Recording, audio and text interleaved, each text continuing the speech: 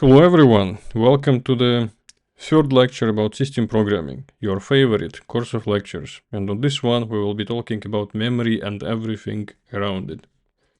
Very practical lecture, one of my favorite ones actually. And this is our lecture plan. We will, as you can see, go through a lot of things. We will start with CPU registers and then take a look at CPU cache, what it consists of, how it's working. We will look at the main memory, virtual memory, how it's organized programmatically, and in hardware we will see what exists on top of virtual memory, and in the end you will receive the new homework. In the previous lecture, we looked at the process, what it looks like, what components it has, especially in user space.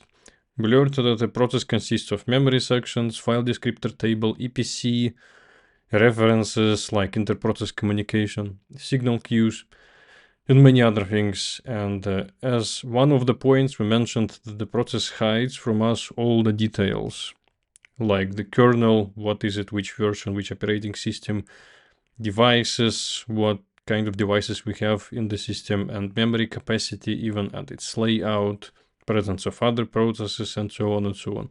So it hides everything, and which means process is actually a virtualization unit. It's the easiest way to think about it.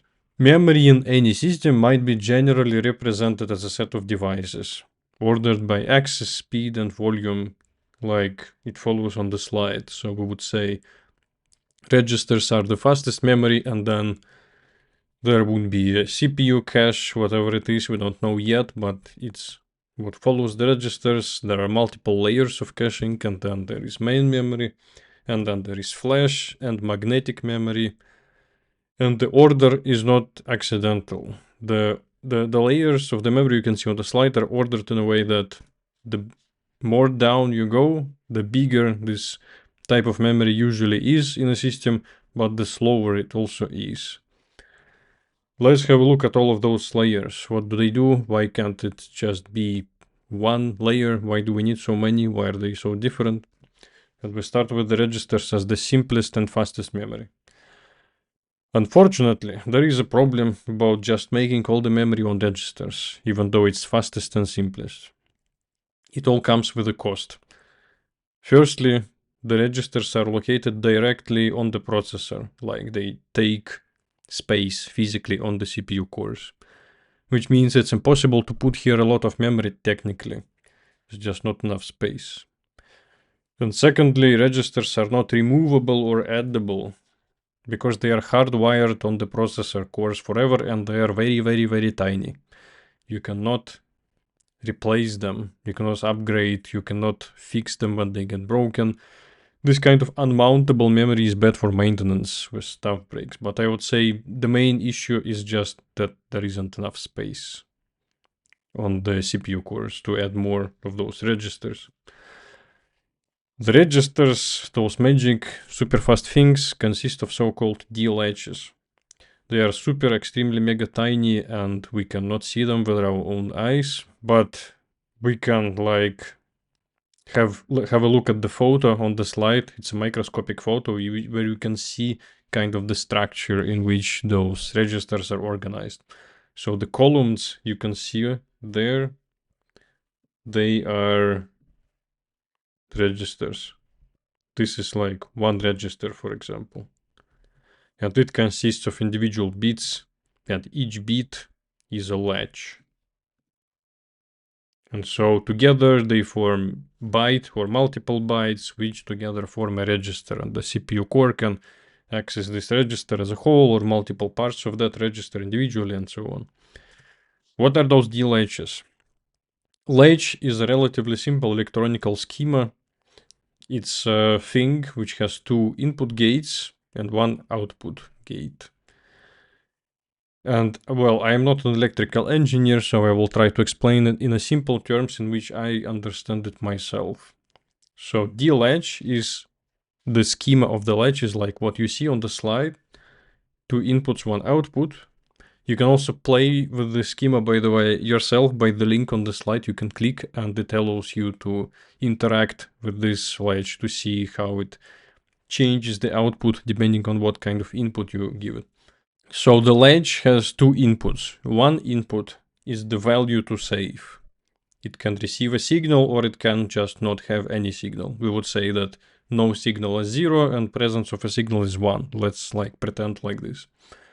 And another input is the trigger, which executes the action of saving when you give it the signal.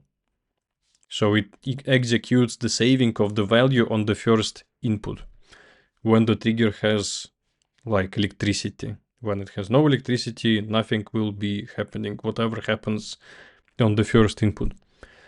It means the following, we will consider a few examples to see, maybe it will help understand the thing better. In the default state, this latch has no signal on any of the inputs, so the value to save is off, trigger to save is off, so the saved value, the output is also off. Now let's power up the trigger. It has the signal on it, but the value to save is off, so the saved value is repeated as the value to save because of the trigger, so it's still off, nothing is happening. Let's turn the trigger off. Now let's give something to the value. The value has a signal, but it's not propagated to the output because trigger is off. As soon as we enable the trigger, the value from the value to save input is forwarded to the output. Now, if I remove the trigger, the saved value continues to exist, so the output is still on. Now, if I remove the value to save, the output will continue to stay on. So with this trigger, you click the trigger to save whatever is on the first input. When the trigger is off, nothing is happening with the output, regardless of what you give to the value. And this type of memory is called SRAM, so it's static random access memory. Every bit is organized like that in the registers, and together they form bytes, and the bytes form registers, and so on. Some of the registers are available to us as programmers for common usage. They are not available in high-level languages directly, like C or C++ or higher, but this is basically what you will use all the time in assembly language, or you can use if you want in C, C++ language, but that would require assembly code blocks, and that would not be platform agnostic and so on. So usually we don't use them, but in extremely very low-level development, you would probably have to use them sometimes. There are also some general purpose registers which we technically can use for anything, even though sometimes their purpose is just agreed to be something specific, like registers EIX, EBX, ECX, EDX, and others starting with E. They are used a lot, for example, for passing arguments to functions, or as we saw it on the previous lecture, I think, for invocation of system calls and passing the arguments into the kernel, and for many other things. Number of the registers in a processor would be normally tens, not even hundreds, so you cannot store much data on them. The next level of the memory is cache. Cache is very fast memory accessible for processor only. We cannot access it directly at all, no matter at how low level we are. And the cache stores data and decoded instructions fetched from the main memory. So cache memory and main memory, it's not the same thing. Cache is like something between the main memory and the registers on the CPU. And all the data firstly is loaded into the cache. And only from there it's taken by the processor for processing.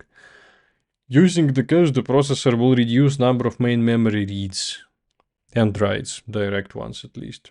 But why is it needed? Why can't processor just work with the main memory? Why do we need to invent some sort of cache on top of that, or even registers, if we talk about this at all? Why can't it just be CPU and main memory? Why do we need registers and also cache memory? The thing is that probably some time ago it was like that, cache didn't exist, and the processor speed back then was not much higher than the speed of the main memory. Main memory, if you remember, it's a device, separate device which has its own speed and with which the CPU has to interact. In the early days, processor speed was kind of comparable to the speed of the CPU, like how fast it can work, how fast it can return and write data. But then the processor speed started growing much faster than the main memory access speed. And there was a gap that was growing more and more over the years because processor was like becoming faster and faster and faster, and the memory was kind of not becoming much faster. And this created a bottleneck that when the processor needed something from the main memory to write or to read something, it would have to wait a long time, doing potentially nothing, waiting until the main memory will perform the operation that the CPU wanted, like read or write. So the speed of the CPU cores was kind of restricted by the speed of the main memory. And this was an issue.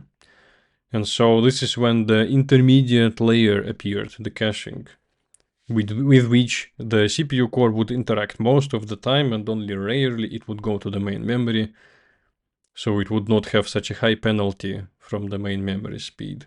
Cache is based on two types of data and instructions locality, temporal and spatial. Temporal locality is when the same data or instructions are read multiple times in a row, for example. So it's when the same stuff you access again and again and again, for instance in a loop. That would be the most obvious example, I think. And space locality is when data or instructions are read sequentially. For instance, when you access a buffer sequentially to fill it up with data. It's very likely that if you started reading first part of the buffer, you will probably continue reading further or writing. Or when you work with a structure, if you access certain members of a structure, it's very likely that you also are going to access other members of the same structure. So it's those members, they are in memory spatially close to each other. That is what is called spatial locality. Cache is divided into two parts, as you could figure probably by now, instructions and data. It is different from von Neumann architecture, which modern computers supposedly comply with. According to this von Neumann architecture, the data and instructions should be indistinguishable. They should be stored to data, stored together. Instructions are data, so there should be no they should not be distinguished. In main memory, for example, they are all stored as just bytes. There is no main memory for instructions and main memory for data. Right? But in caching, in the cache, they are separated. Because it appeared that mixed data plus instruction cache is not very efficient. Obviously, because instruction cache, if you think about it, it's has different access pattern. Data, it can change often. But data will probably change a lot because we work with the data, we do some mathematical operations, we read and write, right? And when it comes to instructions, usually we just execute them, but we don't change them. Once a program is compiled or parsed and into some sort of tree in interpretable languages, it's probably not going to change much or at all, which means if we would have to implement some sort of cache, it could be much simpler for the instructions because they would rarely have to change.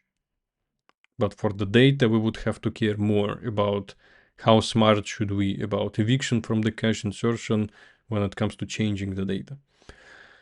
This is why in the level 1 of the cache, the instructions and data are stored separately. But the cache, it has more than one level. It has, like, I think at least 3 levels, usually maybe even 4. It depends on the CPU, on the manufacturer, on the model, and so on. But generally there will be more than one layer, and usually only the first layer would be split between instructions and data, and the other layers would be like storing all stuff together. Those layers of the cache, they are not the same. They are going to be different in size and in access speed. And they are going to be strictly ordered, like the CPU would firstly go to one level, if it couldn't execute the operation there, it will go to the next layer and until the last layer, and then it will fall back to the main memory. On the table you can see the comparison of the layers, like for example for 3 layers. And my question to you, which I suggest you think about it, is why is there such a big noticeable difference between the size and access speed of the cache layers, even though all of those cache layers are organized in the same way. They are all static random access memory. So they are kind of, you would expect, would work the same, would provide the same performance, right? And then we could just have one layer of the cache, right? Why do we need multiple layers? So think about it, put the video on pause, and I will reveal the answer right now. The answer is already contained, kind of, in the question. The bigger the size of the cache, the longer will be search in that cache because the cache is bigger. It's harder to find things in this cache, simply because it is bigger. And the next thing is not so trivial. Just think about it, like we have a lot of memory in those caches, right? Potentially. But the space, physical space on the CPU core, it's limited. There is only a limited amount of physical cells of those static random access memory that you can place right next to the computational part of the CPU core, right? Some stuff that doesn't fit so close will have to be a little bit further.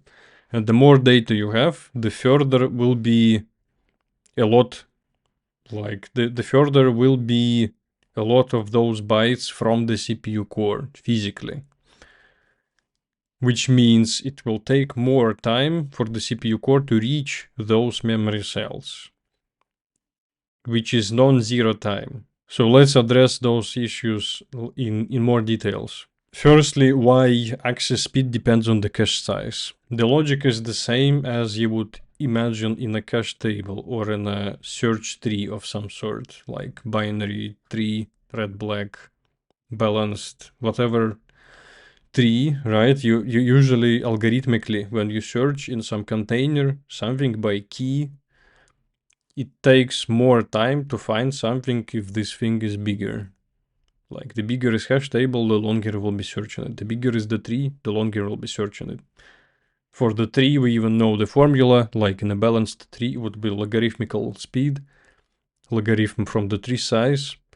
In a hash table, well, supposedly it should be constant time, but not always because there will be hash collisions. And the cache, even though it's physical, not programmatical, but the same logic applies. You could imagine cache as like a huge associative hardware array, huge hardware hash, where key is an address that you are looking for in this container, and the value would be data stored by that address. And to find something by the address, you would have to look up here. You would have to compare things with one another, search for the needed address, and the bigger is the search space, the longer will be the search. And secondly, about the not so obvious thing, the speed, how much time does it take for the CPU core to reach those memory cells? You would think it should be instant because electricity goes with the speed of light. Indeed it does, which is approximately 300 million meters per second. That is very fast, a lot, right? But now let's calculate a little bit. Assume that we have a typical CPU of 3 gigahertz frequency, which would mean 1 tick every 1/3 of nanosecond. So you would have in 1 nanosecond 3 ticks. Light electricity during that time would cross 10 centimeters in 1 tick, which means the time to reach a cache chip 5 centimeters from the CPU core and come back would already take 1 CPU core tick. So that's not zero time.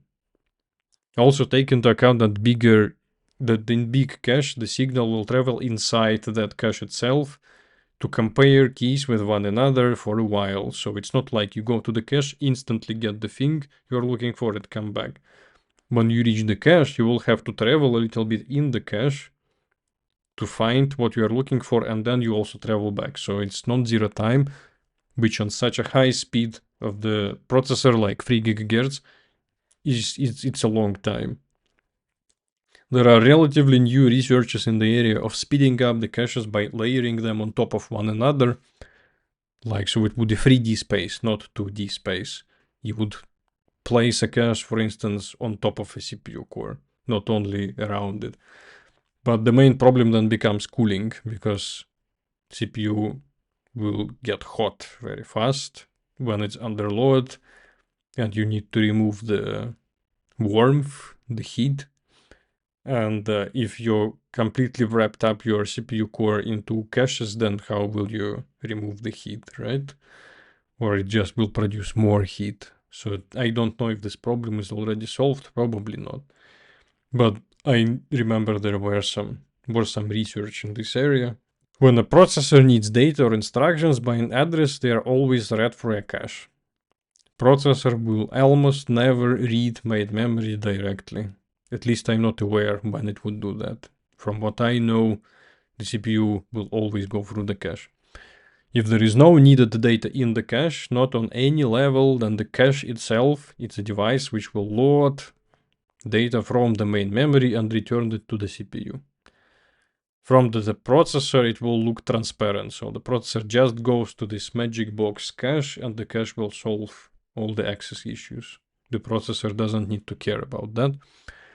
Main memory access will cost about hundreds of ticks due to memory controller speed limitation and that you have to go to the memory via the bus because main memory is a separate device and you talk to separate devices using bus on your motherboard.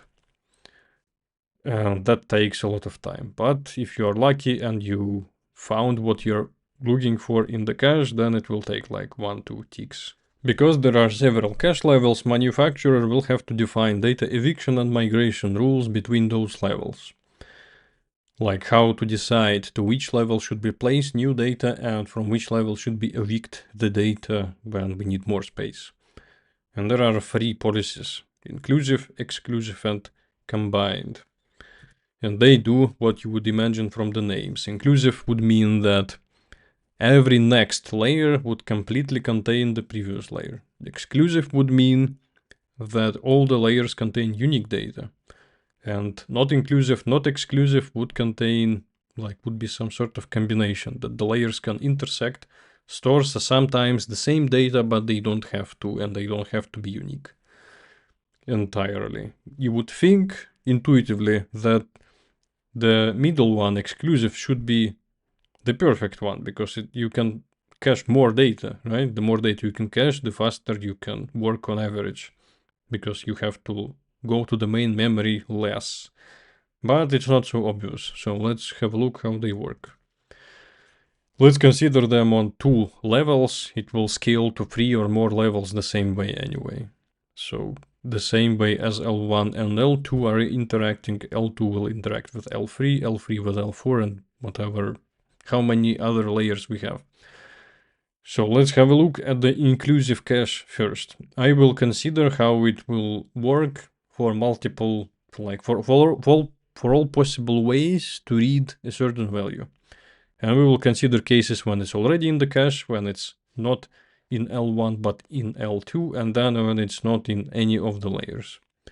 The first case, when the data is already in L1 and we want to read it, we will just read it. We will not go to L2, we will not go to main memory or to L3 or whatever, we will just read.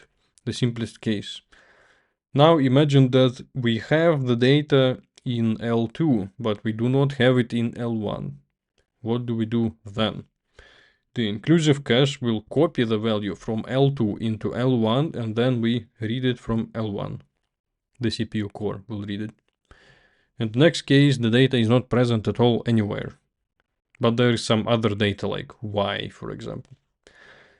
What will happen then is that the cache will have to load this value from the previous cache layer or from the main memory into both levels because it's inclusive, right? So whatever is in L1 should also be in L2. If we load it into L1, we should also load it into L2. And what might happen, and probably will happen, is that the value Y was in L2, but it was evicted because we had to store X on that place. Now we have a value Y in L1, but not in L2. The inclusiveness property of the cache is broken, so to fix it we have to remove Y from L1, and only then we can read X from L1.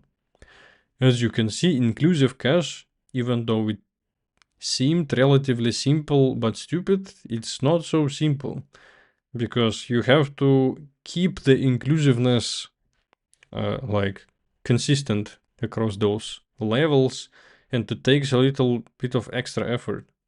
So it's not so trivial. Exclusive cache, it's what we would think probably would be the best way, right? We will consider the same cases. Imagine that X is already in L1, then we just read it from L1. Let's imagine that it is in L2, but not in L1. Then it will be moved from L2 into L1 and read from L1. And now imagine it's not stored anywhere. Then we will load it into L1 and read it from L1. This, to be honest, to me, looks a bit simpler than the previous one, inclusive. We just have to do less actions. But still, in the middle, when the value was present in L2, but not in L1, we had to copy it into L1 and remove it from L2. That was a little bit extra step. Even though, yeah, indeed, we can store more data in total in those layers, more unique data, I mean. In exclusive cache, though, you probably have spotted an issue that layer L2 is not populated with anything. Whatever it gets, eventually it is moved into L1, removed from L2. And that's all. So the data is never directly, in our previous examples, was written into L2. So how does L2 get new data? If it would be just doing what we saw before, L2 would eventually become empty and useless. But it's not empty, because it exists, so probably it has a purpose, and it gets filled with some data somehow. And I encourage you to think a little bit, how is it working? How is L2 is getting populated with data? And then L3 and L4 and whatever other layers. Put the video on pause and think a little bit. And I will reveal the answer right now. In exclusive cache, the previous levels of the cache get populated with what it is evicted from the first layers of the cache. So in this case, when something is evicted from L1 to write new data into L1, the evicted stuff gets moved to the previous layer of the cache. So for instance, when we want to read X, but we already have Y in L1, we can evict Y. It will be moved into L2. And then when we need Y again, it might be moved back into L1, right? But L2 will, until then, store this Y. Or maybe Y will be moved more up into L3 and eventually evicted from the cache at all, completely. This was exclusive cache, and there is the last one. Not inclusive, not exclusive. Combined policy. How it's working. Imagine that X is already in L1, then we just read it.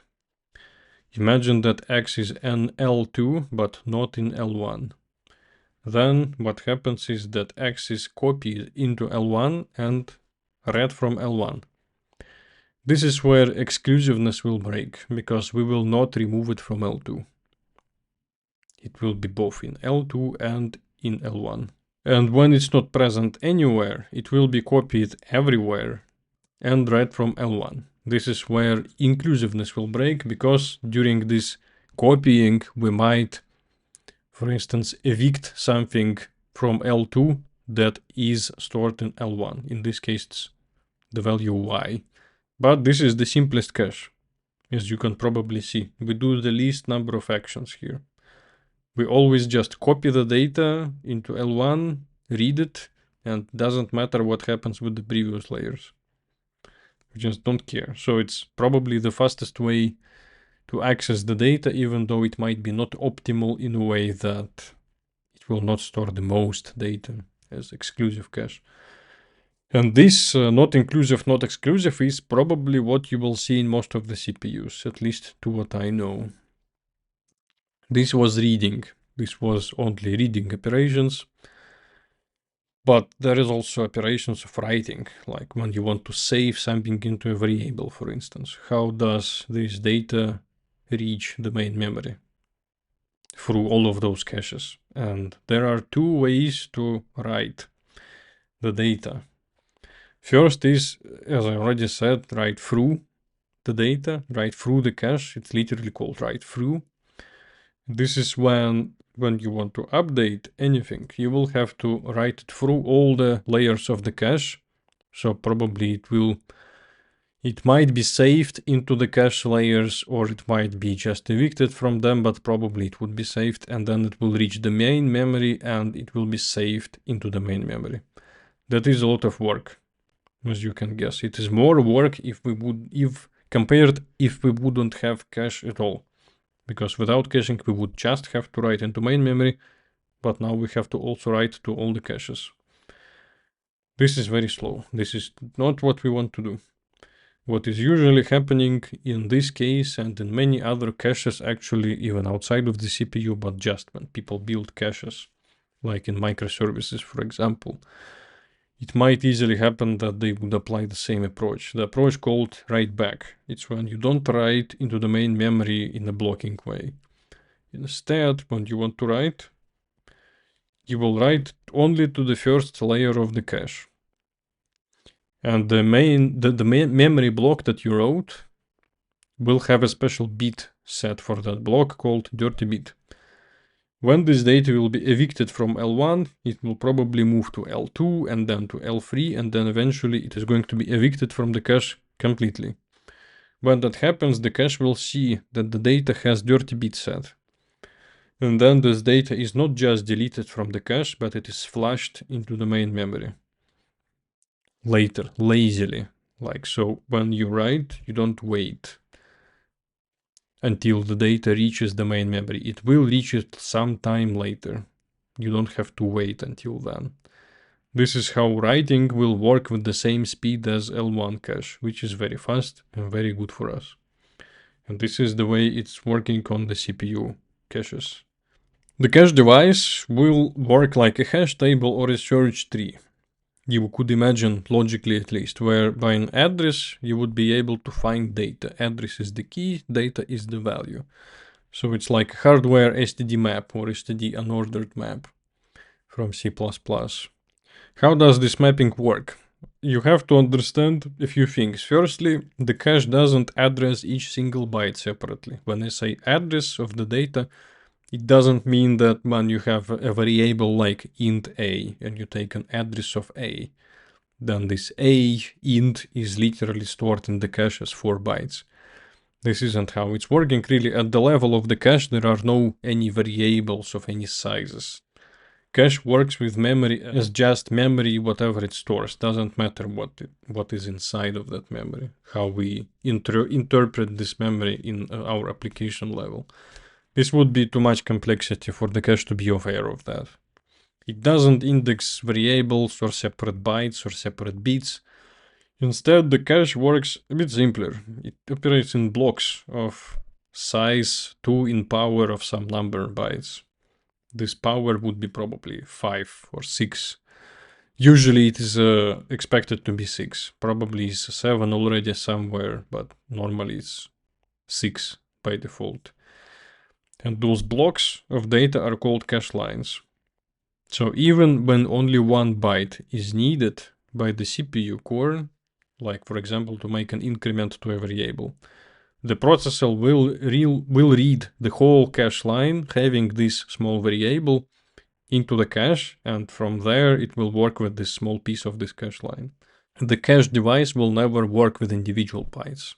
You need 1 byte, the cache will load 64 bytes. At least. You need 64 bytes, it will also load 64. You need 32, it will load 64. You need, I don't know, 65. You will have to load 2 cache lines, in total 128 bytes, and so on. So whatever memory you work with, it will be split into cache lines in which this data is stored, and those whole lines will be loaded into the cache, and with them will all the work be happening. To determine which cache line will hold the needed byte, the processor will zero the last n bits of the address. For example, if we take the default size of the cache line 64 bytes, it means that you can take any address in your program, like literally any virtual address, nullify the last 6 bits, and that will be the address of the beginning of that cache line. having this byte that you were pointing at. So this logically means that our entire address space of your process, it is split into 64-byte blocks, and each block can be stored in the cache by the address of the beginning of that block. When you need something from that block, the whole block is loaded into the cache from main memory, and then you work with it. That is to put it short.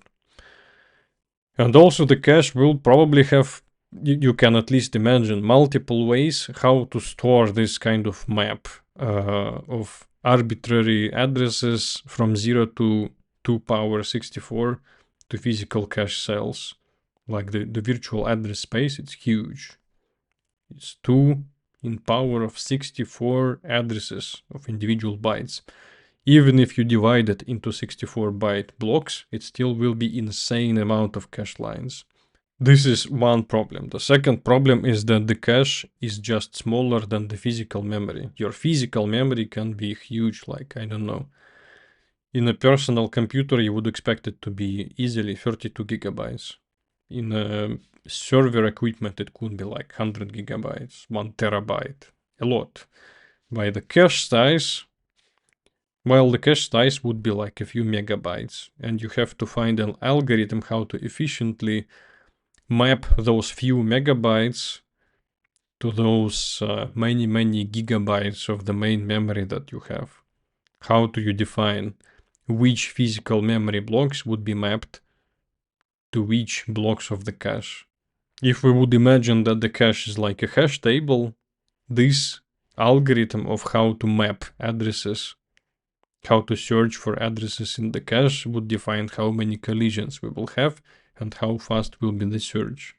All those ways how to map addresses to cache blocks is like they have some common theory, which I'm going to present now, and then we will try to apply it to multiple algorithms of caching.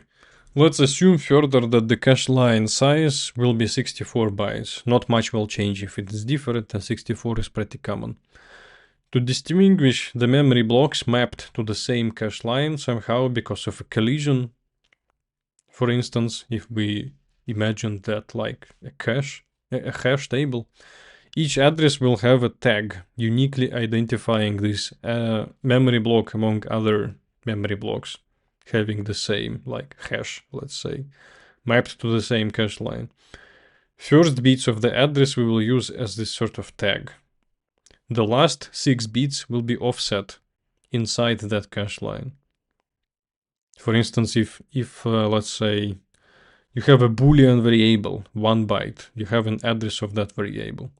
The last 6 bits will be the address of that specific byte, the offset of that specific byte inside its cache line. But that is not the address of the cache line. To get the address of the cache line, we cut those last 6 bits off, and what remains is tag of some size and whatever after the tag. Let's call it policy helper. This policy helper thing will be used depending on what algorithm of hashing we choose, and the tag will be present kind of always. And there are 3 ways you can implement on top of this schema. 3 ways of how to cache the data. First, it would be fully associative cache. Then it would be direct mapping cache and an associative cache. Let's have a look. If it is sounding very complicated, try to listen a bit further. Probably you will understand more on specific examples of those caching algorithms. Let's have a look at the fully associative cache. This is the kind of cache where any data, like any 64 block in the main memory among those gigabytes, can be stored in any of the 64-byte blocks of your a few megabytes cache. At a first glance, you could think like this would be the simplest and most intuitive way of implementation. Your cache, like it's a small subset of 64 blocks, you see them all at once. When you need to find the block, you have the address that you are looking for, you try to see if it is in the cache. If it's not, you go to the main memory, you find the block there, and then you put it into your cache where you have free space. If your cache is full, you find whatever block was the oldest, you throw it out, you put the new thing in. That sounds the simplest. Like cache becomes an LRU cache, like the best way to store stuff usually in applications, the best way to cache things by default at a first glance, in program world at least. But you have to remember that this is hardware. And when you want to implement something so generic and so efficient algorithmically, you will pay a lot in the engineering complexity and in the power usage. In this case, when we take an address, last 6 bits, as I said, are not relevant to the cache, we remove them. All the remaining 58 bits will be the tag. And when you want to store an address, a block of data from the main memory into the cache, you will store the tag, 58 bits and 64 bytes of the data. When you want to find something in such a cache, you don't know where this data is laying. Like the cache, it's a physical, like you can imagine, I don't know, a sequence of physical blocks where data can be stored, like on the slide, for example. Here, the data, it is stored like in an array. When you are looking for some address, for specific address, you have to full scan the entire hash. You have to check this cell, this cell, this cell, this cell, and many other cells, how, like, depending on how many you have. But you have to check them all. Because the data you're looking for, the address that you're looking for, the key, it can be stored anywhere in the hash. You have to search it all completely. Because you decided that it should be very efficient. That anything can be stored anywhere. That's why it's called fully associative. It's full association. Any address can be associated with any cache cell. This is a lot of actually work to do because you basically have no hash. You just have an unsorted array of keys and you have to find something in them in linear time. This is not sounding very nice. The nice part is that, well, again, it's hardware. The fact that it is hardware is both good and bad. It's good in a way that you can do this full scan search in your small cache in parallel. So you don't have to check every cell individually one by one. You can just send like an electric signal, which would be multiplied, and in parallel execute multiple comparators for every cell, and then you somehow aggregate the result and get it. I don't know how to do it physically, but probably this is somewhat something like what is actually happening. This means you can at least perform the search in parallel, but it's going to cost you a lot of electricity to do that because you have to fire up all those comparators for every cell, and like all of them except for one will be wasted. We'll compare and we'll realize that this is cell is not what you are looking for. So imagine your data is here and this comparison was needed. But you also spent electricity to compare your key with this cell, with this cell, with this cell, with this, and so on. A lot of electricity is wasted. So while algorithmically, like not algorithmically, but intuitively, this seems the most efficient cache, but it's not, because it's not very efficient when it comes to electrical engineering. The next way of caching algorithm would be direct mapping cache. It's when any address that you take, any cache line address, so after cutting off the last 6 bits, can be mapped to exactly one specific cell in the cache. Of course, this will lead to an issue that many addresses will be mapped to the same cache lines, to the same cells in the cache, the physical cells. And the collisions cannot be workarounded or controlled. Like, for example, take those blue cache lines, blue data blocks. They will always be mapped to the same cache line, no matter what. Even if all the other cells are empty, those two memory blocks, 64 bytes, will always be mapped to the same single cache line, and they will evict one another. And this is a problem. Like if you access the data somehow accidentally in a way that you walk those addresses in gaps, like firstly this, then this, then the next blue block, and then the next blue block. That you will always evict previous one from the cache and load the next one into the cache. They will not be ever cached all at once, even just two of them, which might be a problem if you are unlucky. And the same for all the other cache lines. Every memory block that you take from the main memory, it will always be mapped to one single cache line without any choice. Then again, let's look at the address. How we will use the address as a hash key, so to say. The offset, as I said before, we throw away 6 bits. The remaining bits are divided into two blocks: tag, to uniquely identify the cache line, and index. Index is going to be the number of the cache line to which this memory block by that address is belonging. Like imagine that the cache is numbered.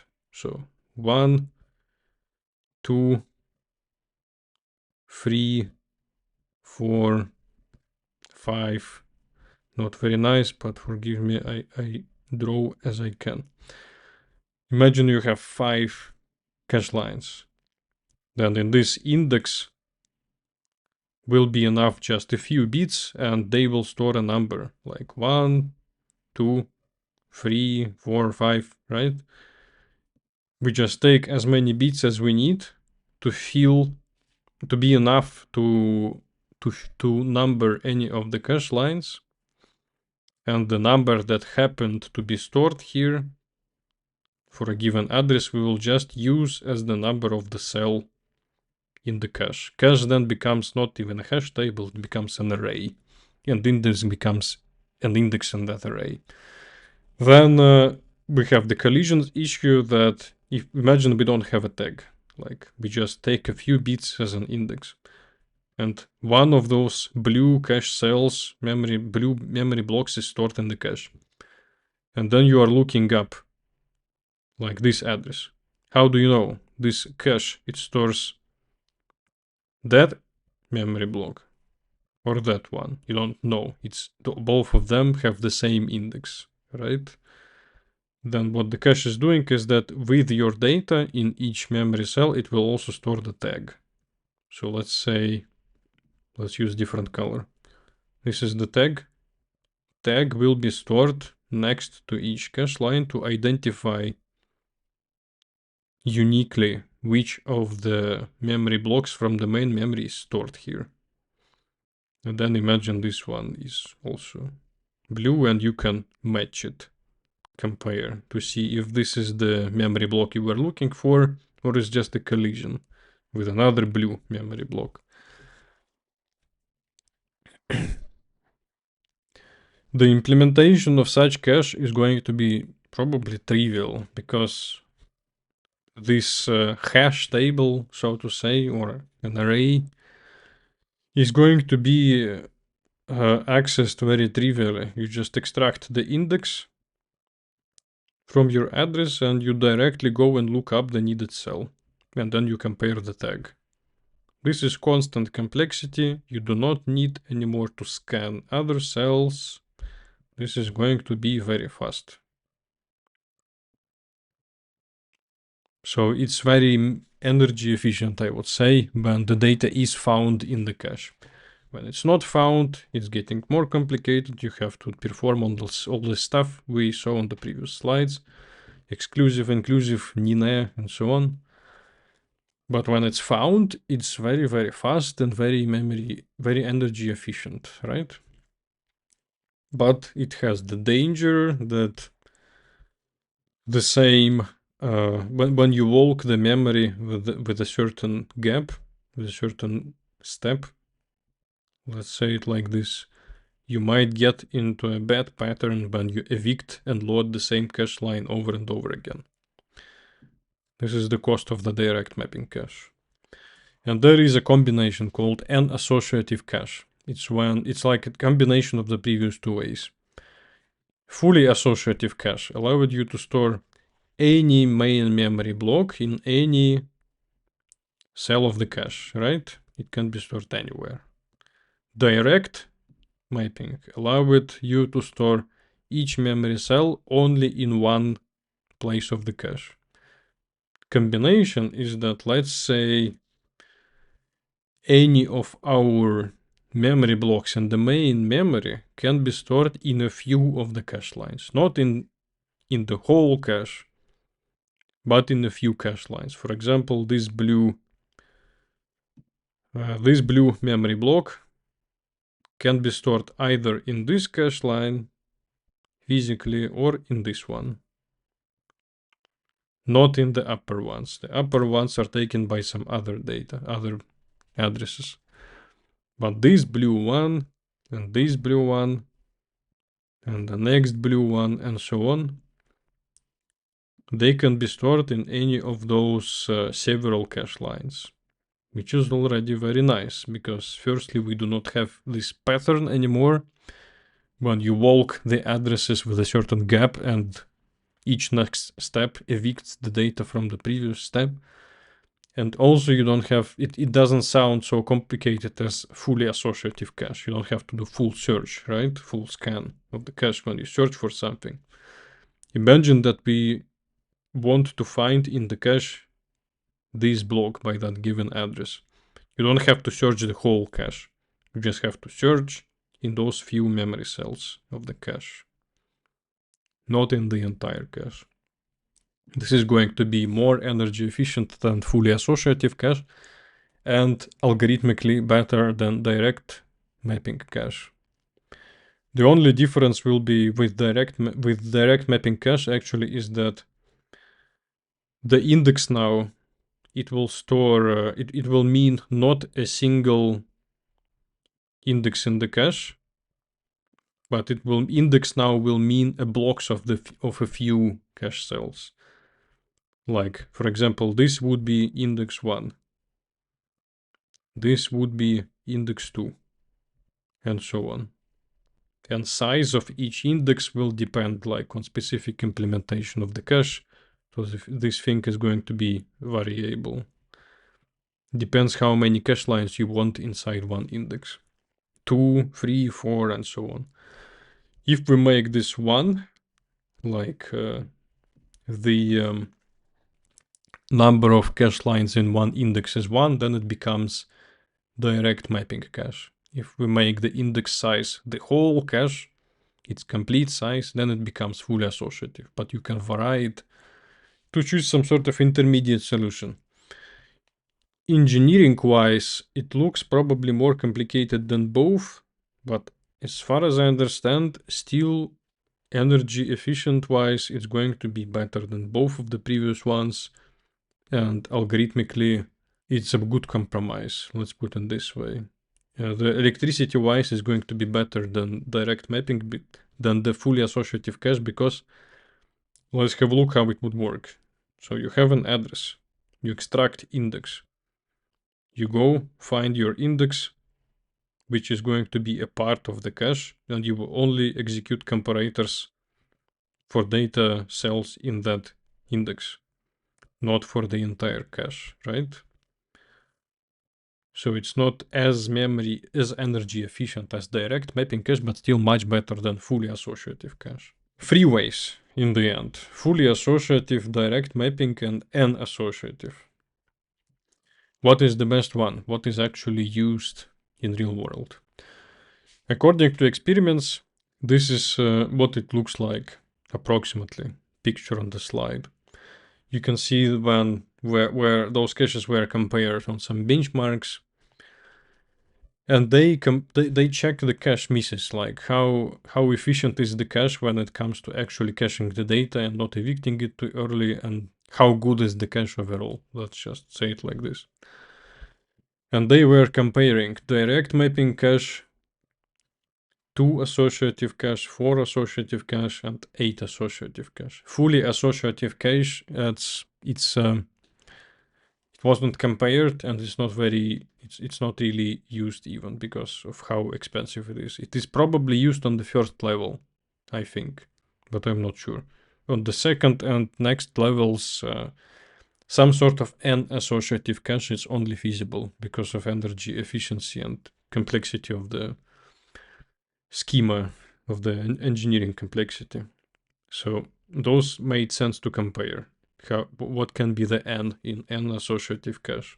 And they were trying different sizes of the cache. 512 kilobytes, 1 megabyte, 2 megabyte, and until 16 megabytes. And what was seen on the benchmarks is that when the cache is small, you can see a difference. Yeah, it's like until certain threshold, you will see that the more is n, the more efficient is going to be the cache. The less cache misses it's going to have, very noticeably and visibly. But the bigger the cache becomes, the smaller becomes this gap between caches of different associativity. When it becomes the cache of 16 megabytes, you can see that 4 and 8 associativity caches are almost the same. Like in this plot, they are exactly the same, and they are not very far from 2 associative cache. Even though engineering-wise, 4 would be like twice less efficient as 2 associative cache, right? Because you will need to execute twice more comparisons for every lookup. This kind of means it doesn't make sense to make the n in n associative cache too big. Because already at 2 associative cache, you get most of the win. When you make it 4 and further, you don't win too much. And in real world, the 2 associative cache is probably the most common one when it comes to layers L2, L3 and further. We have dealt by now with the cache levels, how they are organized internally, how addresses are mapped to the cache lines, like multiple ways to do that. Now a couple of words about the instruction cache. The data cache, obvious what it stores, right? Imagine you have like int a has some data in it, a number, which is represented as a few bytes. Those bytes are a part of some cache line, so you just cache those bytes as a part of that cache line in the cache directly, and when you load it, you just use it.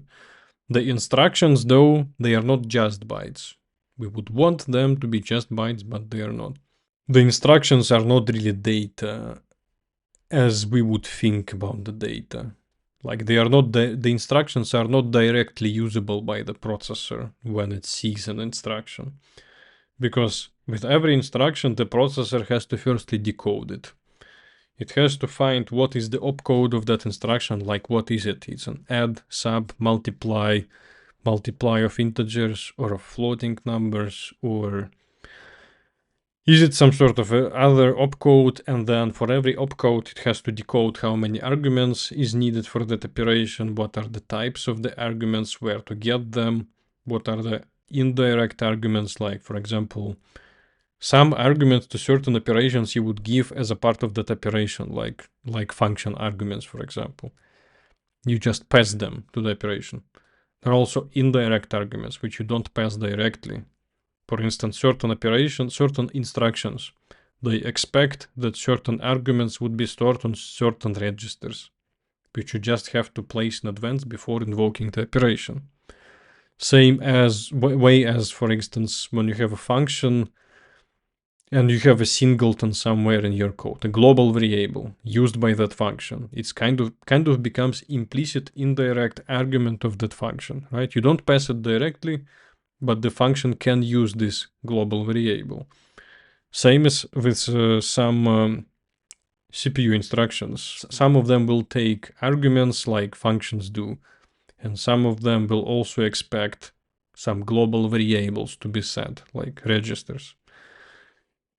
CPU would also have to define determine what is the return type, where should return value be stored, and where to execute this operation, because not always it's going to be executed right directly on the CPU. Sometimes it would have to be sent to a separate device, like floating point numbers, machine calculation, and so on, right? There are many things one should extract from a single operation before it can be executed.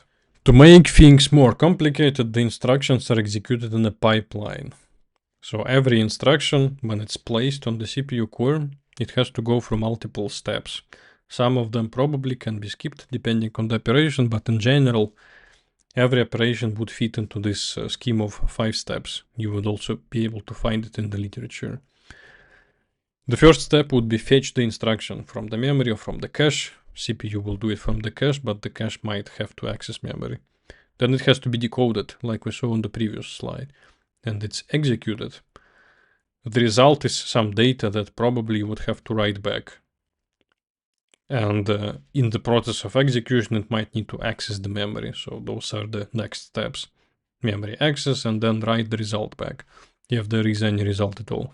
On this pipeline, at the same time, can be multiple instructions at different stages, like you can see on this picture. So with every tick of the CPU core, all the instructions on the pipeline that are already there will go to the next stage, and new instruction will be loaded if there is space. And then on the next tick, all the instructions again are propagated to the next stage and new instruction is loaded and so on. So it's literally like a pipeline. The further operation is on the pipeline, the closer it is to the final steps. And when it's in the beginning of the pipeline, it's just in the instruction fetch stage, and then instruction decode and so on. And so with every tick, all the operations on the pipeline will move forward if they can. Sometimes they can't. For example, if an operation wanted to read something and this something was not in the cache, then it will be blocked until the data is loaded into the cache from main memory, and only when it's finally done, the operation will continue. And the instruction cache helps us with the first two steps. If the instruction is already in the cache, it will not have to be fetched from the main memory and it doesn't have to be decoded. This is very good. Now on this pipeline, to make it even more complicated, some instructions will be conditional jumps. Like depending on the result of some condition, 1 or 0, true or false, CPU will have to execute one set of instructions or another set of instructions. But on every tick, it has to already decide which instruction to put next on the pipeline. So normally in such condition cases, conditional jumps, CPU will speculate and assume a certain result of the condition so as to start reading instructions from the most likely target address before the condition is even known. This is literally called CPU speculation, and it will decide what probably the condition is going to be using its own internal branch prediction algorithm. There are multiple ways how it's going to be working. We will not dive into that. It's relatively big topic. But basically CPU can speculate, like if it sees a conditional jump, it will think, yeah, I don't know its result yet, probably it's 0. And then it will put on the pipeline the instructions like if the condition is 0.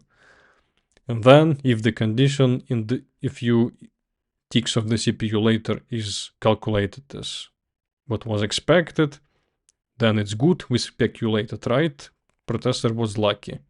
Instructions are already on the pipeline, we are already further down this branch.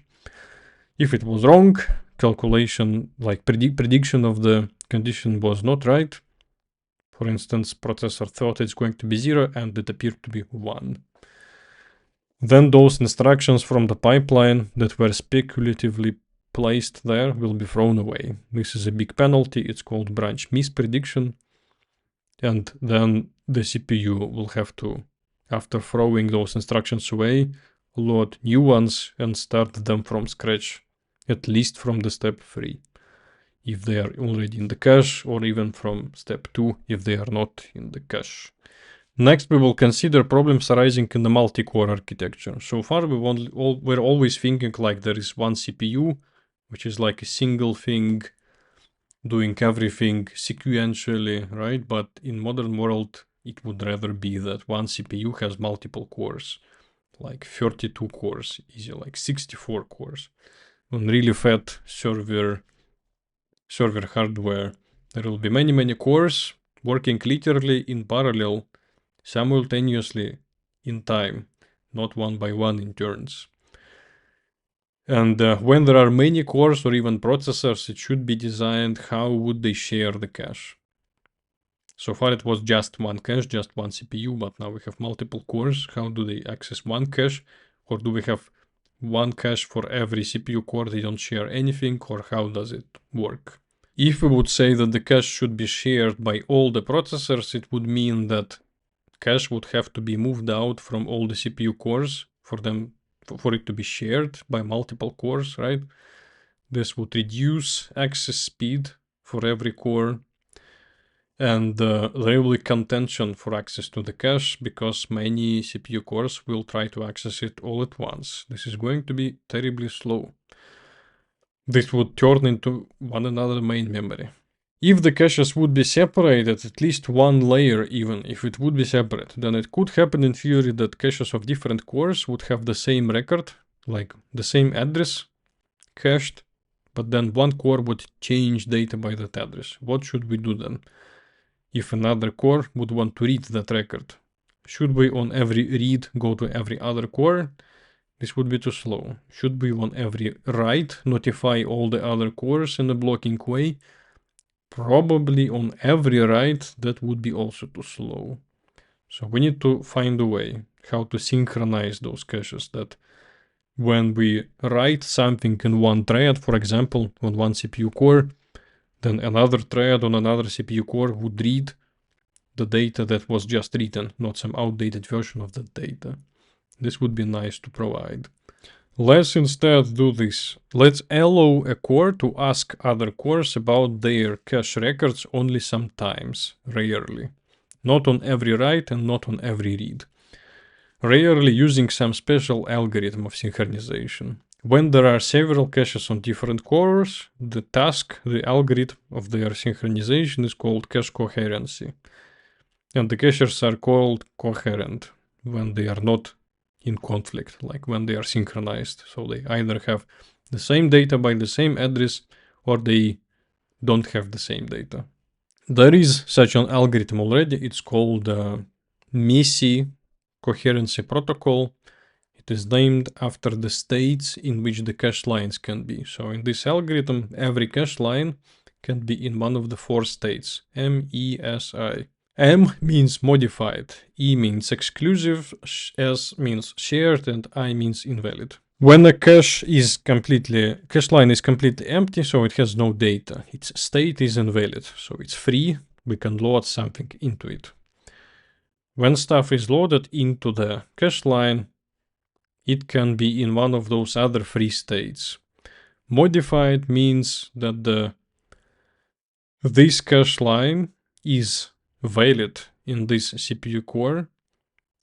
It is modified in this CPU core, so it's like has the dirty bit installed.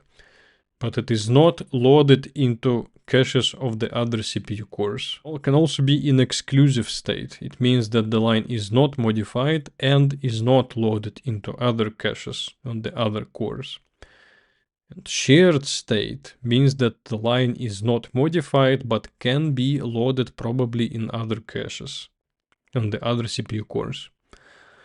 If we consider an example, we could think like, first the line is empty.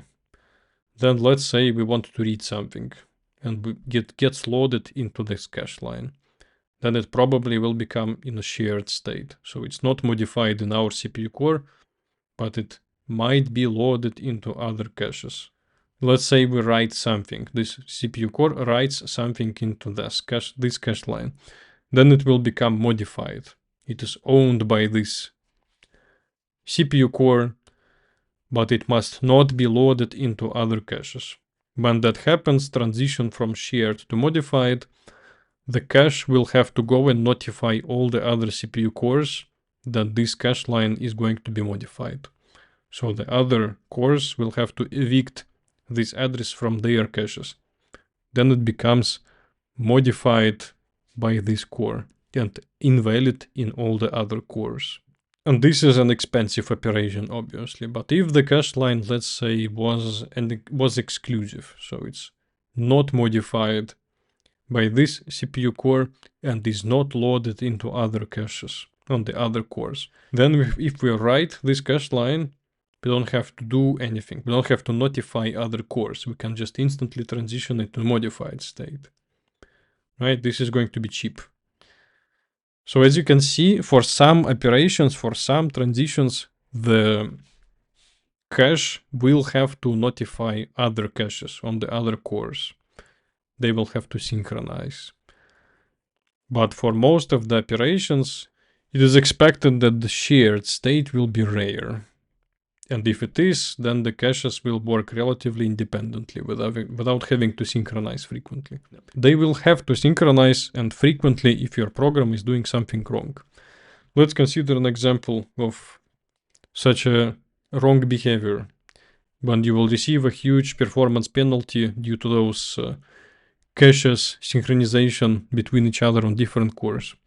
The problem is called false sharing, and this is what is happening. Imagine that you have a structure in your program. Let's say my object struct, and there is an object of that struct. And you have a couple of threads. One thread is accessing members A and B of that struct. And another thread is accessing members C and D. The first one is doing with A and B something, doesn't matter what exactly, and the other one is doing writes into C and D. This code is logically correct.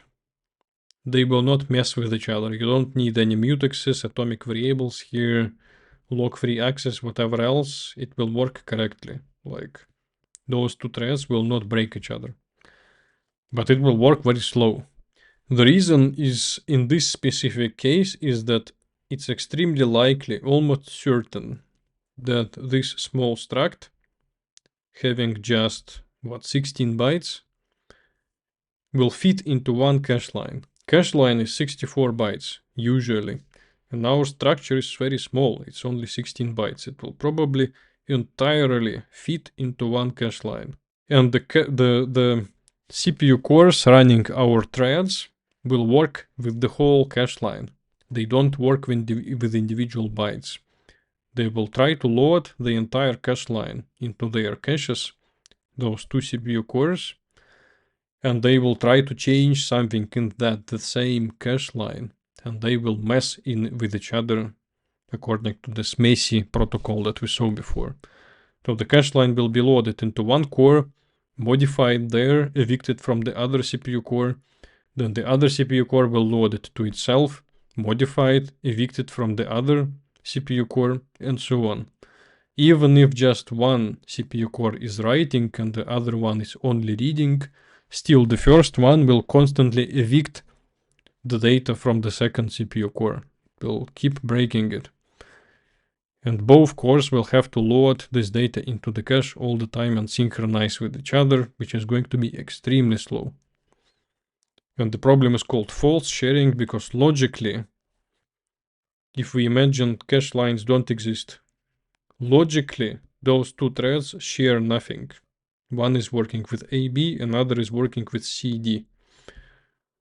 But actually, in hardware, they will share the same cache line. So there is sharing, but logically it's like false. This is why it's called false sharing. What you can do yourself to solve this issue is to make sure those data accessed by different threads somehow is split into different cache lines. There are multiple ways to do that. The universal way, which will work in both C and C++, is that you just add a padding between those members, which is going to be unused. Like in this case, I added 56 bytes of padding between AB and CD, so they get thrown into different cache lines. And one thread is going to work with this cache line, another thread is going to work with this cache line. They will not mess with each other.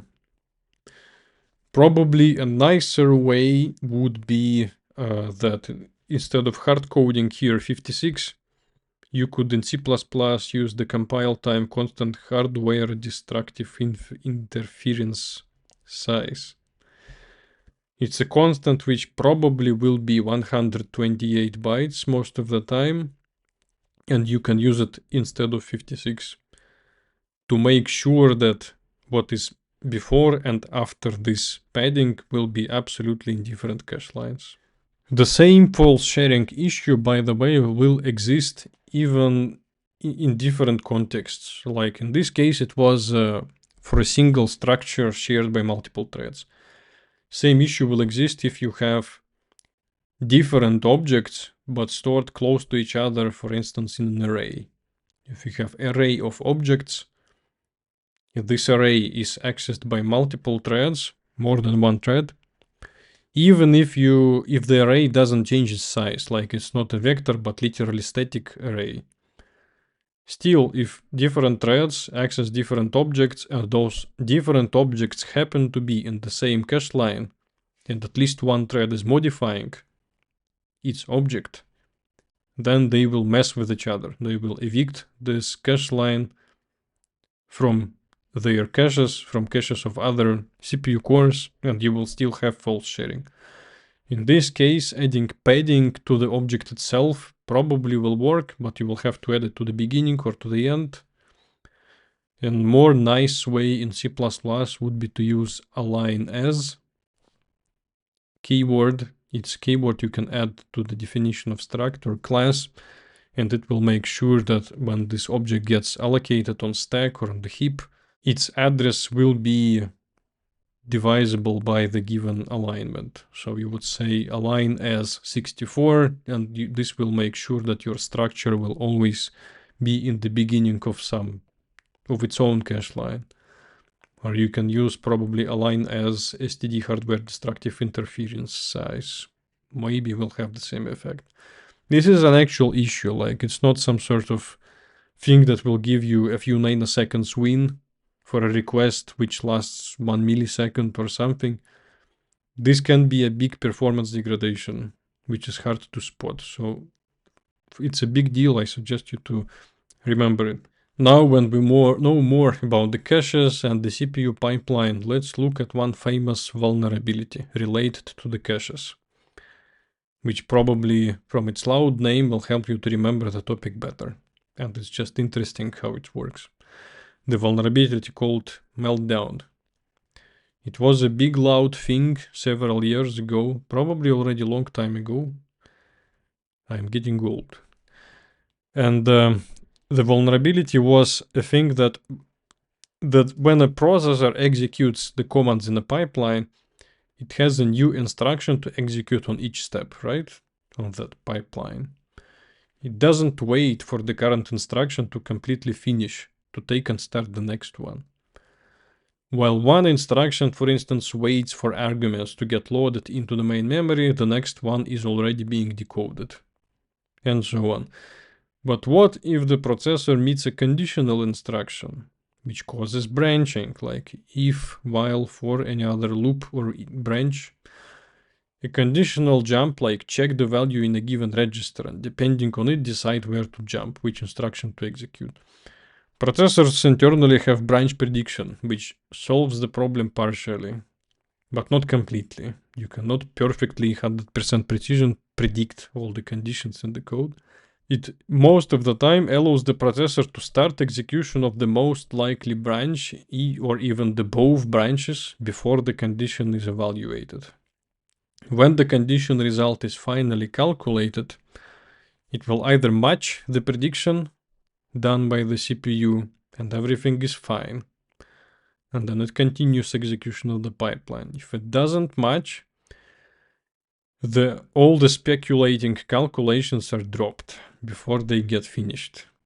Like there was potentially multiple instructions which went through fetch, decode, execute, and then they had to do memory access and write back, but they didn't and they were thrown away. A lot of time was wasted.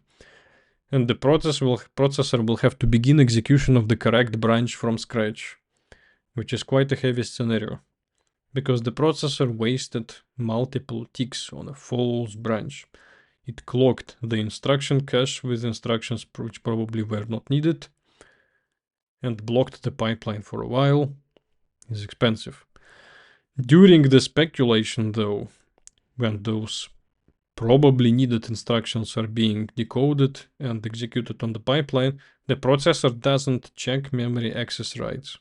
To be clear, the instructions which are speculated, they are not completed until the condition is finally known, right? If you have code like if condition then a assign 100, variable a, you can be quite sure that a will not actually be assigned 100 until the condition is known to be true.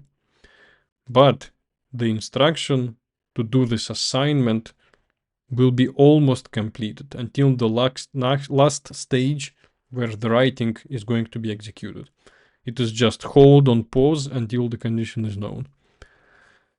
And during those steps of execution of the instruction and until it reaches the final stage and gets paused, the processor doesn't check the memory access rights. The checks are only done after the condition result is calculated and the operation is prepared to be flushed into the cache and into the memory and registers. If the access wasn't allowed, then the results are dropped, like in case of a misprediction, and an error is raised, and probably the process will receive a signal and will get killed and so on. It doesn't already matter at that point, but there is a security issue about this absence of access check. Even though the instructions are not fully complete, like their results are not flushed, but their previous steps, like reading the arguments into the cache from main memory, those steps are done. And the problem is that those results of those steps are observable, which creates a side information channel, which is used in this meltdown vulnerability. The vulnerability meltdown will use the fact that segmentation fault or SIG-SEG signal, it doesn't kill the process really. It's just a signal. Signals you can catch, process, and ignore.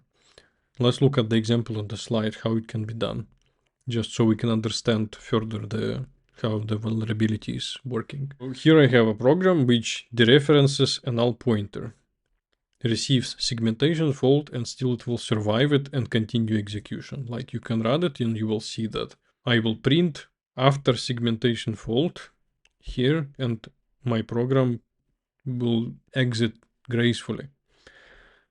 How it's working? So I try to get the crash here by dereferencing a null pointer. When I try to do that, I will receive segmentation fault signal, which I'm going to process because I installed segmentation fault handler here using function signal. How this function is working, how it can be used, we will see in another lecture. Right now, you just have to know that with this function, you can install a sim function as a handler for almost any signal, including segmentation fault. So I installed it here. It will get executed when I dereference null pointer. I will print something, and then I will return to the main program using long jump and continue execution. So I kind of received segmentation fault and I just ignored it. The delayed access check, in combination with the ability to ignore segmentation fault signals, which can also be raised on attempt to access memory which you should not be accessing, this all together can be exploited to create an implicit information leak channel. Even not having any ability to actually read the target data directly, but knowing that it is in the cache is already enough actually to read it implicitly.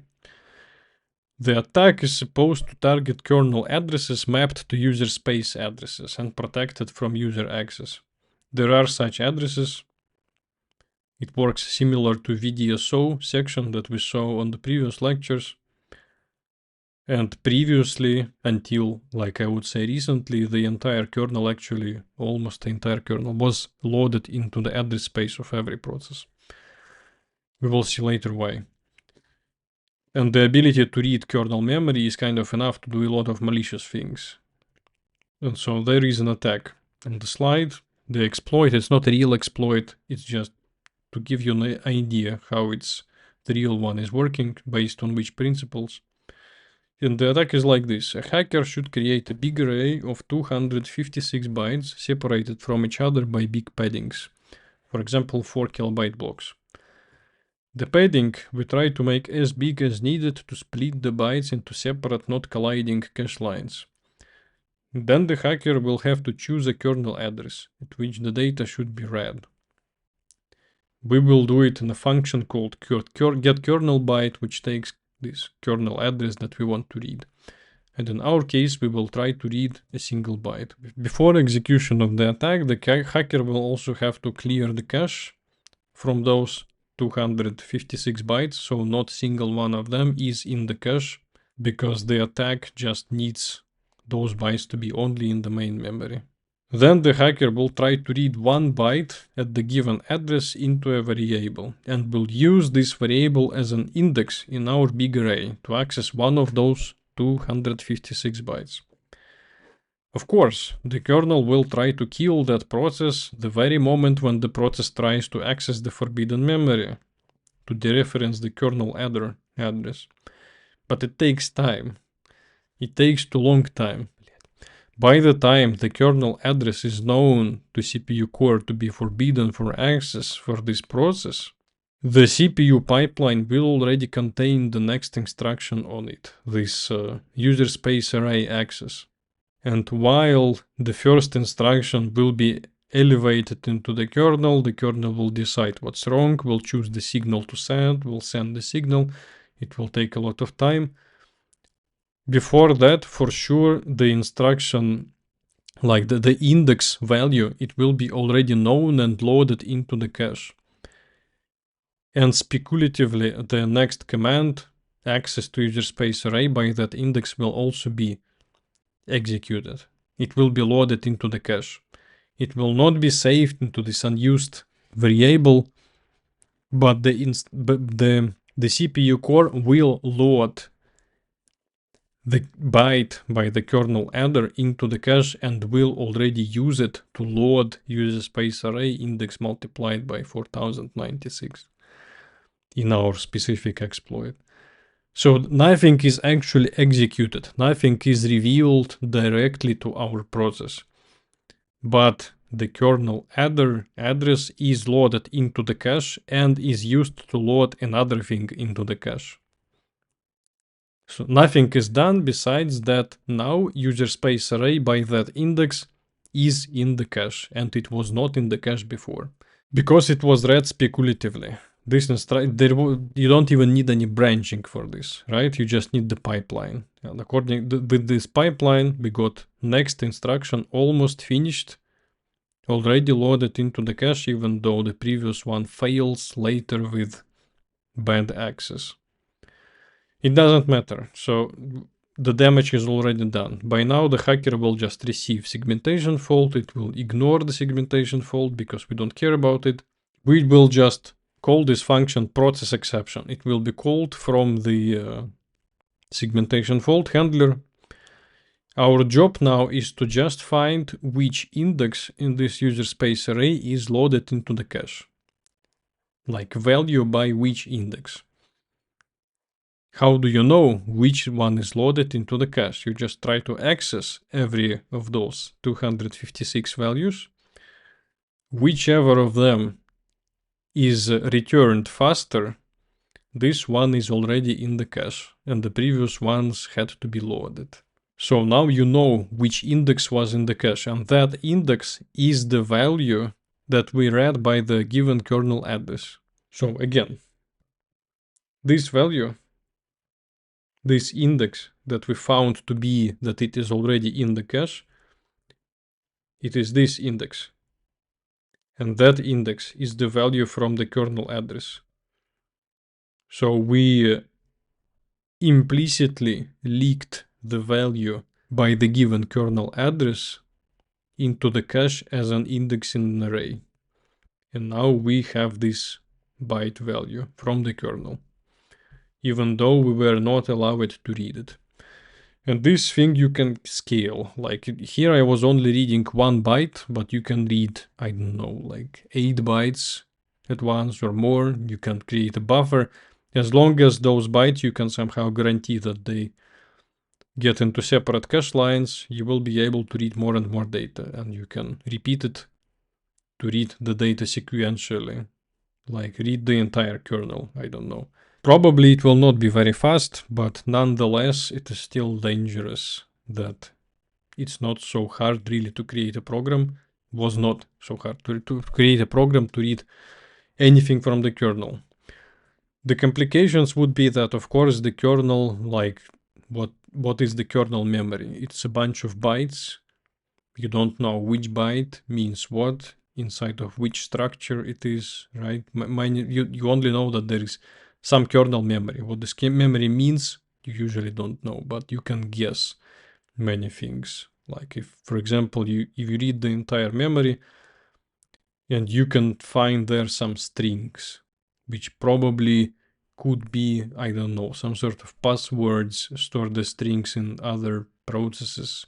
Kernel is open source, right? If you know the version of the kernel and you are able to read it all, you will at least be able to guess by which addresses which global variables are. From them you can deduct their structure and so on. So technically it's a lot of data that you can extract from this snapshot of the kernel memory.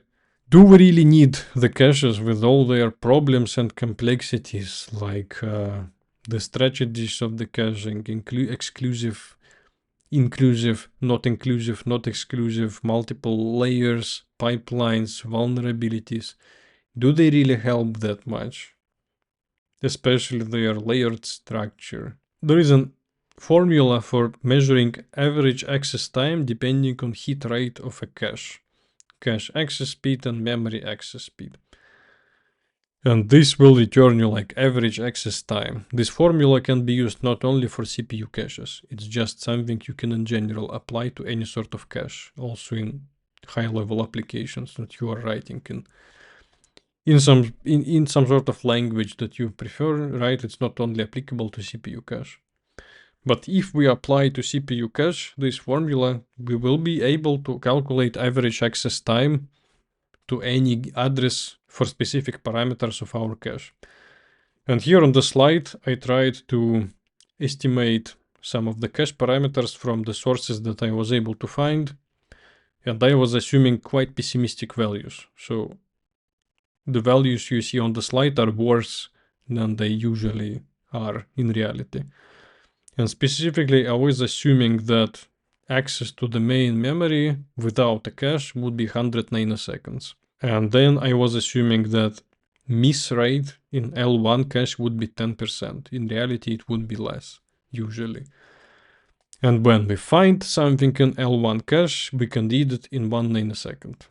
Then in L2 cache, it's bigger, so its hit rate will be higher. It will only miss 5% of accesses, and reading from it will be approximately 10 nanoseconds. And the L3 would be 1% miss rate and 50 nanoseconds access time. If we apply this formula, those values to our formula, then we will see that average access time will be 44 times faster with these parameters of our free level cache than without. This is a very big win, I would say. So from the initial 100 nanoseconds without any caches, we were able to drop it 44 times to like 2 nanoseconds approximately, which is extremely huge win. The values that you saw on the previous slide, I didn't measure myself, but there are some sources where you can find them. For instance, those specific values I took in the year from measurements done in year 2022 and presented on one of the conferences, and it's an extension of the previous benchmark which was done in 2012. It is called world constants. You can Google this term and you will find the original on GitHub. And in those world constants table, you can see the cost of different things. Like, for example, the cost on average, like, doesn't tell probably much about specific hardware, but on average, you can expect this kind of order of the cost, at least. According to those numbers, you probably will expect that usually L1 cache will be accessible in a single tick, which on average would be approximately 0.3 nanosecond. You can also see some interesting numbers in this table, like branch misprediction will cost you approximately 5 nanoseconds, when the speculative execution on the CPU was wrong. or main memory reference in the modern world will be approximately 25 nanoseconds, or mutex lock unlock 100 nanoseconds on average, and many other interesting numbers. It makes sense to keep those numbers, the order of those numbers at least in mind, so you can be more wise when you program your own stuff and when you decide what you want to optimize and what would you rather just not touch. How can you help to the cache besides just dealing with the issues like false sharing? There are some other things how you can optimize it. For instance, a relatively common way, at least in C, in C++ probably not so much, but in C it is pretty common in a high load environment, is that sometimes you have a structure which has multiple members inside of it, and some of the members can be pointers to buffers or to other structures, and they are going to be allocated dynamically of unknown size, of not always allocated, and so on. How would you allocate such a complex structure by default? You would probably allocate the structure itself first using new or malloc, and then you would allocate different dynamic parts of that structure. So here I allocate the complex struct object first, and then this long buffer separately in two allocations. When you do it like this, it's very likely those two different allocations will end up quite far from each other in different cache lines, completely unrelated. When you access complex struct, let's say A or D, and then you access long buff, you will have to work at least with two cache lines. Another way to do it, to put them not maybe in a single cache line, is if long buff is big, but at least long buff will be right after this buff 10 member. So at least the beginning of the long buff will be in the same cache line as the structure itself. To achieve that, you can allocate them both in one go. Like here I allocated at once enough memory for the struct and for its array, long buff, and then I marked the memory that beginning of that memory block is my struct, and the tail is the buffer. This way you can map pretty much any complex allocation to multiple objects, and they would be stored as one, which is very simple and natural. And in C++ not so much. In C++, the closest you will do to that, without making it too much like C, is that, for instance, imagine you have a structure, a class, which has a dynamic, which stores something by pointer, but this thing is allocated always.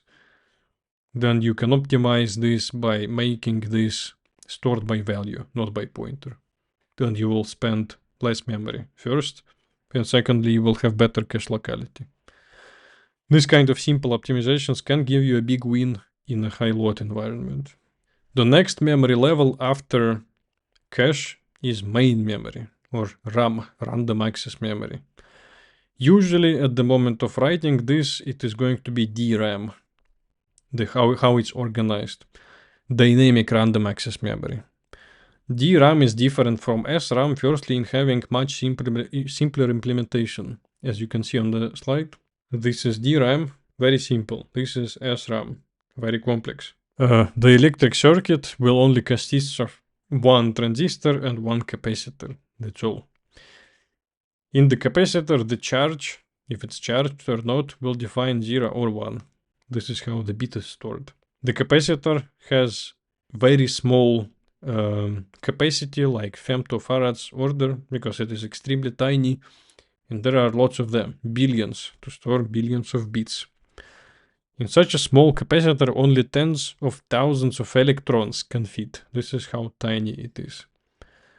Despite high resistance of the material, tera ohms, the electrons will leak quite fast because there are very few of them. They like always leak, but when you have so few electrons, the leak will be visible and noticeable. They leak even in the unused state, but if the main memory cell is being read from time to time, then the charge is leaking even faster from this capacitor. SRAM doesn't have such a problem because it kind of always has the charge. in DRAM to keep the charge, so the cells don't randomly change their value from 0 to 1. DRAM should be recharged every several tens of milliseconds, 50 to 100 milliseconds. Every cell in your main memory that is being used has to be recharged. Recharge, though, is not the main problem, because of which DRAM is much slower than SRAM, despite how simple it is. The main problem is the capacitor itself, how it works. The problem is that capacitor cannot be charged or discharged immediately, like with the speed of light, instantly. It takes time. What is worse, the main memory is a separate device, while the caches are close to the CPU cores or right inside them. So main memory access goes through a bus channel, and main memory has its own controller, which takes addresses and new values from the bus and will have to return old value and update the memory cells with new values and recharge them. That's a lot of work. With most of these main memory and cache internals you cannot do anything, but knowing how it works, you can be more thoughtful when you write your own code. Like we saw some caching optimizations, and when you know how expensive main memory is, you will try to avoid it more. You will value placing your members close to each other more. You will care more about false sharing and so on. Put more effort into small but important things like structure layouts. Be careful with branching like ifs, which are conditional jumps basically. And when doing optimizations, you can keep in mind the operation cost table, which we saw a few slides ago. The world constants, I remind the name, like how much a branch misprediction costs, a cache miss, a cache hit, and so on. To be clear, the branches like if conditions, when they are always the same, like if some condition is always true or almost always true, then they are usually fine.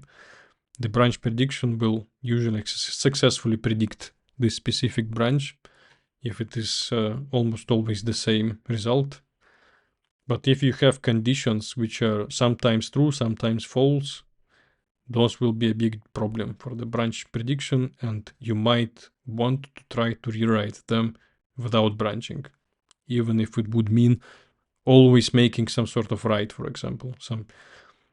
For instance, sometimes I see instructions in the code like when people write if condition, then some variable gets assigned.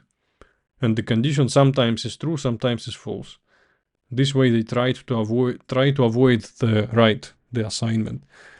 But they will receive a bigger penalty from the branch misprediction than they win from avoiding the write.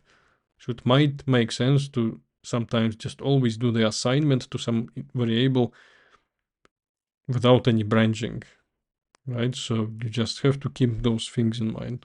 Above the hardware, though, all the physical memory, like main memory, even sometimes disk, and the caching, it doesn't matter really, it becomes virtual. Our process, as we know from the previous lecture, has virtual address space. So all the addresses in it are virtual, not physical. Why? Why is that? Why cannot processes just always operate on physical addresses? This is what I called isolation on today in the beginning of the lecture and on the previous lectures, that the processes should be isolated, independent from each other, and they shouldn't know too much about hardware. They shouldn't know where in physical memory they work. They shouldn't know if it's size. This is all about virtualization of the memory. Process may just imagine like it has 2 in power 64 bytes, but in fact it might use just a few megabyte, gigabyte blocks scattered over the address space, virtual one, and those blocks should be mapped to the physical memory somehow. So the process will work with the virtual addresses, and they, on every axis, somehow magically should be translated into physical addresses in a way that the process doesn't notice that. Something should be done about how to map the same virtual addresses of different processes to different physical addresses. So there are two topics. Firstly, how to translate virtual to physical, and second, how different processes would be able to live in isolated, identical virtual environments, which we would map to different physical memory. Virtual address translation mostly should be done in hardware. It's easy to deduct really on your own, because every single operation you do in the code is going to be working with some memory, with instruction, with data, and all of that is going to be virtual addresses. Every line of code you write is going to work with virtual addresses. If translation of virtual to physical would be programmatic somewhere in the kernel, like a system call, this would be crazy. We would be back, I don't know, like many years back thrown to times when to calculate something that would take 1000 years because of how slow it is. The virtual address translation must be done in hardware. Only hardware can operate at the needed speed at such frequency, like do it on every single line of our code multiple times. Kernel is allowed to intervene, but only, let's say, in exceptional situations. And the device doing this translation of addresses is called MMU, Memory Management Unit. It's a chip on your motherboard which is translating virtual addresses into physical addresses for every single operation that you do. So it's extremely high load device. And the concept of the device is the following. Let's split virtual and physical memory into pages. Each would be in size about kilobytes. Somewhere we would store a table where the key is a virtual page number and the value is a physical page number. To get a page number, the virtual address we would split into two parts. First bits would be the page number, the tail bits would be offset in that page to access specific bytes. This a little bit reminds us of the cache, probably, right? We also had their offset in the cache line, and then head of the address was some sort of tag. You can think here of this the same way. Like each address you can imagine split into two parts, page number and offset. And depending on the page size, the offset bits you can like ignore. You only need to translate the page number, and this will depend on your page count. So MMU's job is very simple. It should take address, cut the tail of the address, and the remaining number, virtual page number, translate into another number, physical page number. And that's all. And this will be used to actually execute the operation. The page size, the actual one, how big it's going to be, you can check out at runtime. It is not something you will know at compile time. In different operating systems in different ways. For instance, on Linux at least, you can use the function getPageSize. It's available from the built-in libc library. It will return you in bytes what is your page size. Portable way, which would also work most likely even on Mac, is a sysconf function with the key page size. On Windows there is probably another way. Those two I don't think will work there. But it's safe to guess that most of the time page size would be 4 kilobytes approximately. I would even say a lot of the times exactly 4 kilobytes. The most complex and expensive part of the MMU is going to be the page table, which will store the mapping. We can logically imagine it like an array, so where index would be virtual page number, and the value in this array will be physical page number.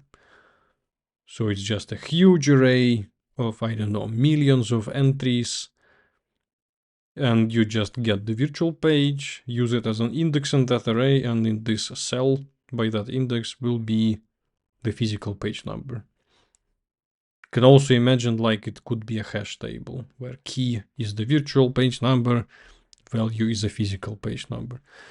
Why is it so hard to implement it like this? Because it's hardly possible to maintain such table if we do it trivially as an array or even as a hash table of any sort. Because consider an example.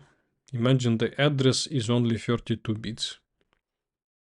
Actually, it's going to be 64 bits in modern world, but let's make it simple, 32 bits. It means more than 1 million of pages, 4 kilobyte size. So it's 4 million entries. Such an MMU device would be extremely huge physically. It's going to be big and expensive energy-wise. It would look up addresses super slow, consume ton of tons of energy. What is worse, 64 bits is the reality, so it's going to be even more pages, like billions. I don't even know how to call the numbers, how big they are, how many pages we will have.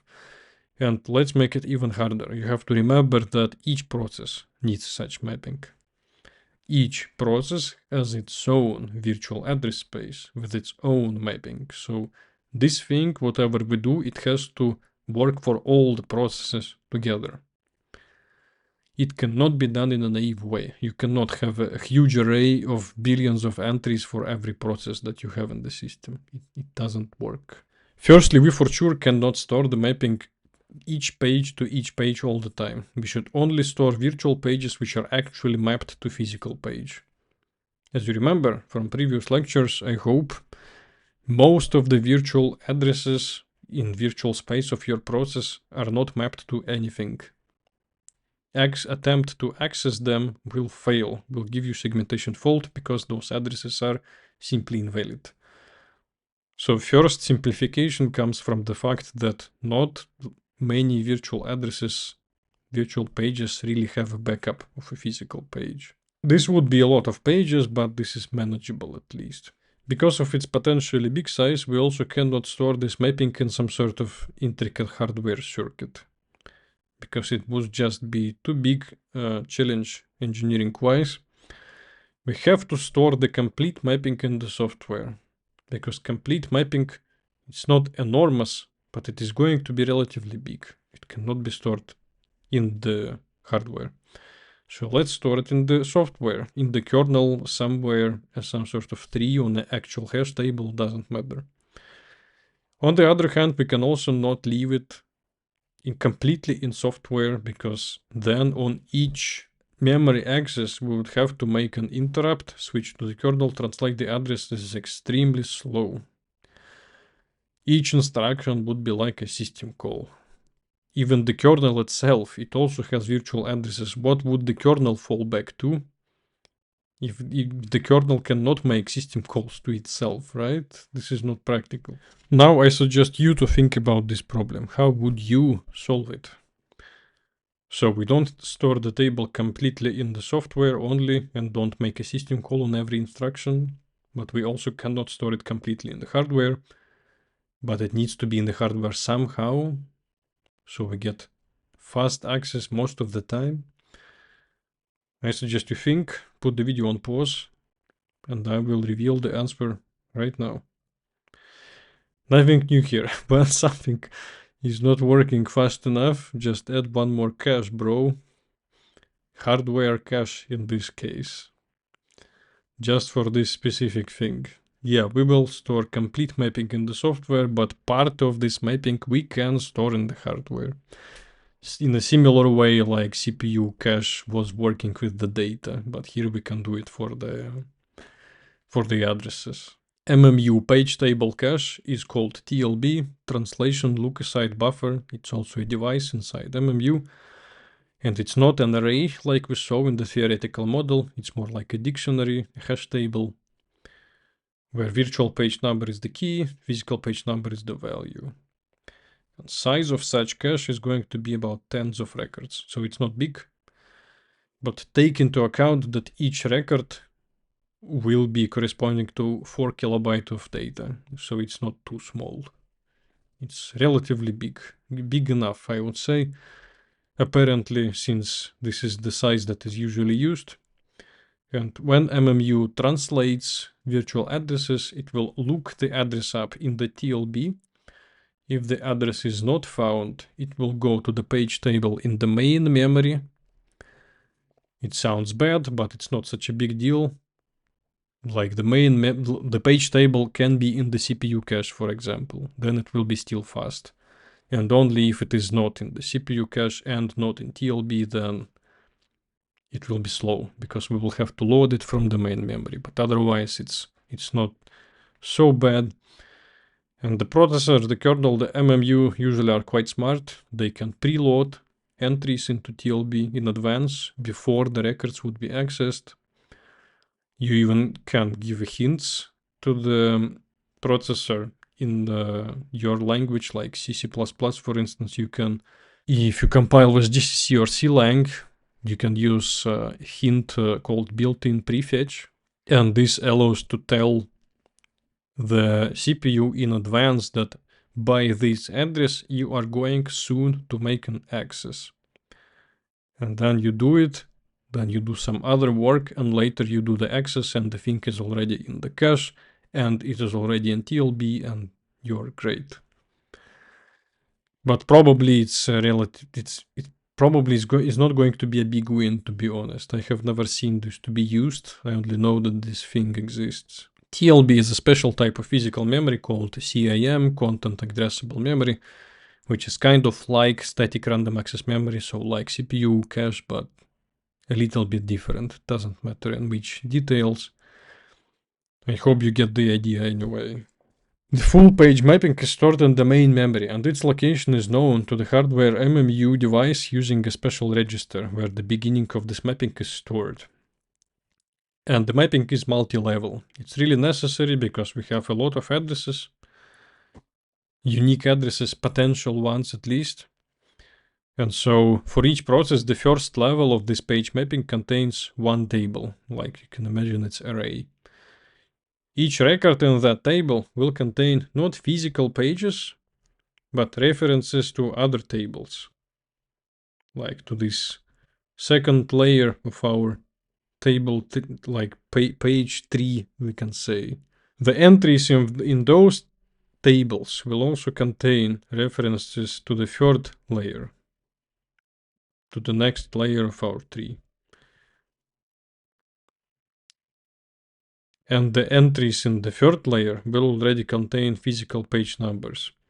And how you are supposed to look up page numbers, physical page numbers in this tree is that each virtual address is divided into 3 indexes and 1 offset in the page, in the page. So if the page is like 4 kilobytes, then offset will be a number between 0 and 4K.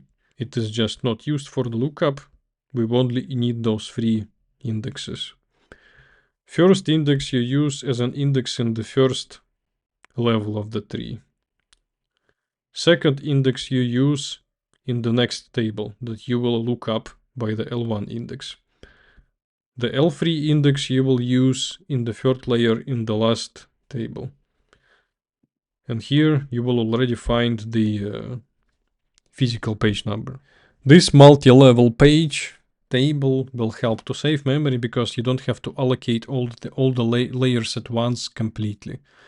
When the process is just created, you probably will allocate just a few entries, like the root one, obviously, let's say second layer and third layer, and this would be all. Right? When the process is small. When the process will be growing, you'll be probably allocating more entries in this tree, like more, and then another layer will be also populated and so on. So it's not like this entire thing will grow all at once. This wouldn't make sense because we try to save memory, not allocate the entire thing at once. It wouldn't fit into the memory at all anyway. It will be allocated in parts when the process memory is growing, the physical memory. And this page table, it has specific names of those levels, like the root level is called page global directory, the middle layer page middle directory, and the last level is page table entry, where already physical page numbers are stored.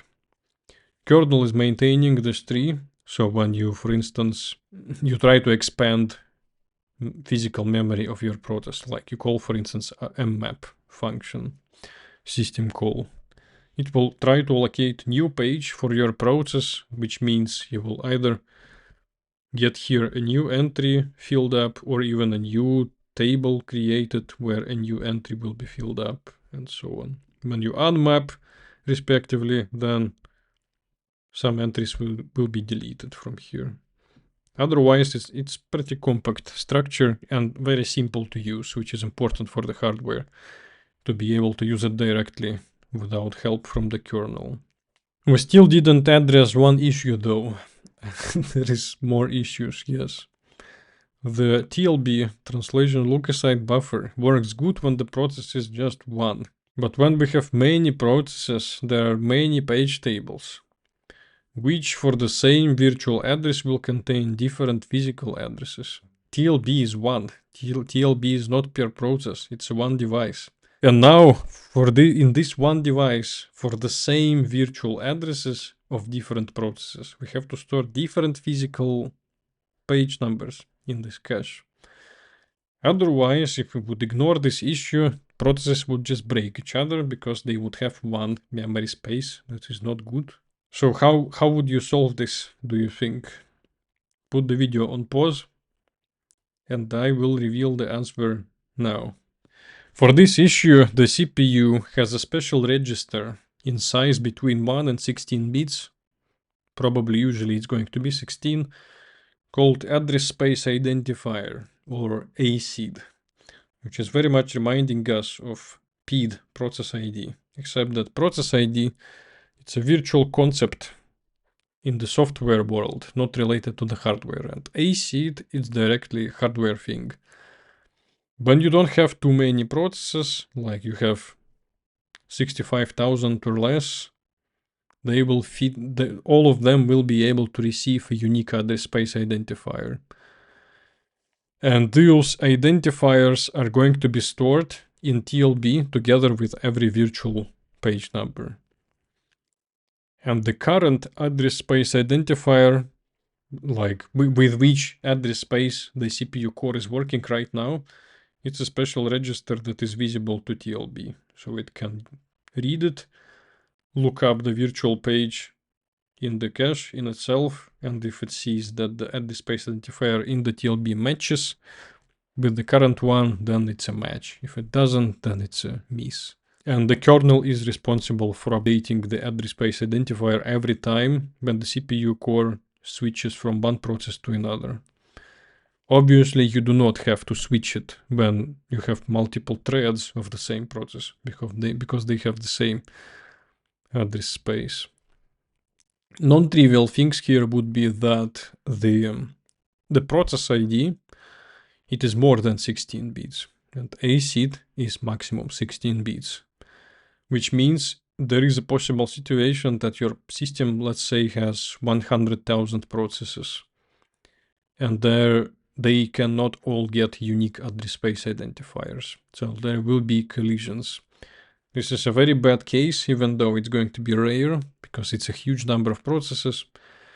But when it does happen, the kernel will try to mitigate it by flushing the TLB from all the conflicting entries when the CPU core starts to execute a process which has a collision from any ACIDs which are currently stored in TLB.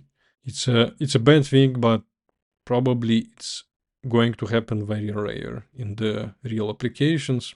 Still, it's worth knowing for completeness of the picture. The kernel's job in this mapping is to add and delete individual pages from when the process memory grows or it shrinks, like new pages get mapped or old pages get unmapped. Otherwise, for the translation of addresses already mapped to physical memory, the whole work is done completely by the hardware. Kernel does not participate, which is very, very fast and nice for us. Note that the kernel might avoid mapping the virtual memory to physical one when it's just created with mmap. Like, it's a very nice optimization to be aware of, that when you just have newly mapped memory, you just called mmap. It didn't do anything else yet. The mapping will probably be already, the page will already be in the kernel. It is not going to be mapped to physical memory yet, which is very cool. Like, this is how you can create, for instance, automatically growing stack. This is how it is done, from what I know in some applications. Like, imagine you want to create a new thread with a huge stack, or a coroutine, stackful coroutine with a huge stack. You can create it with a stack of size, I don't know, 100 gigabytes. But it will not be mapped to 100 gigabytes of physical memory right away until first use. Virtual memory will only be mapped to physical memory on first use. So when you create such a big mapping for something like stack, when you start using it, the first page will be mapped to physical page, first virtual page in this memory block. When you will be only using this first page, the beginning of your stack, the next pages will not be mapped. When you use more than that, like second page, the stack is growing more than one page, the second page will be mapped to physical memory. When you use more, 3 pages, 3 will be mapped. This way, stack kind of grows automatically, even though virtual memory you allocated in advance much more, but physical will be mapped on demand, so to say. This is used quite commonly in high-load applications and in databases, and it's a very nice thing to be aware about. So try to remember this one. The kernel has its own address space. It is also virtual, and it does not intersect with other processes. That's a unique thing about the kernel address space. The kernel will reserve a part of the virtual addresses for itself. It is a range which cannot be used by any process, even though the processes supposedly are isolated, but the kernel is so important that it can reserve some virtual addresses only for itself, for its own mappings. And it can forbid other processes to use it, because all of those mappings will have to go through the kernel anyway. And it can just not allow them. And those were the addresses attacked by meltdown. For instance, on 32-bit systems, the kernel was living in a specific hard-coded address space, address range. You can see it on the slide in this one. In 64-bit systems, it was some other range, but the idea was the same. And one of the reasons why those addresses were reserved for the kernel is that it allowed not to switch ACID on each system call. And kernel pages and TLB wouldn't have any collisions. Like, just think about it, right? What do we need ACID for? We need it for cases when multiple processes have the same virtual address mapped to different physical addresses. If we imagine that the kernel has its own unique virtual addresses, which cannot be used by any other process, then the kernel would kind of have universal ACID. Virtual addresses of the kernel would simply always be valid for any process.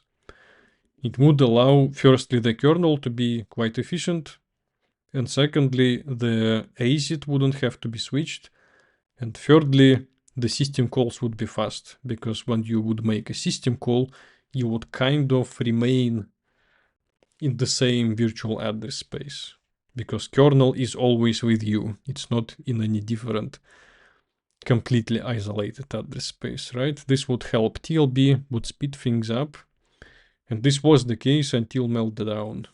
Meltdown was just exploiting this very thing. There are not only meltdown attacks, by the way. There are multiple attacks which use the information, or used, while it was possible, the information about the exact location of the kernel in the virtual address space. If you know the addresses and know how the kernel is organized internally, which you can deduct because it's open source, what are the layouts of the structures in it, what are the global variables by which addresses, and so on. In worst case, an exploit would be able to read arbitrary information or even change it, which would be even worse.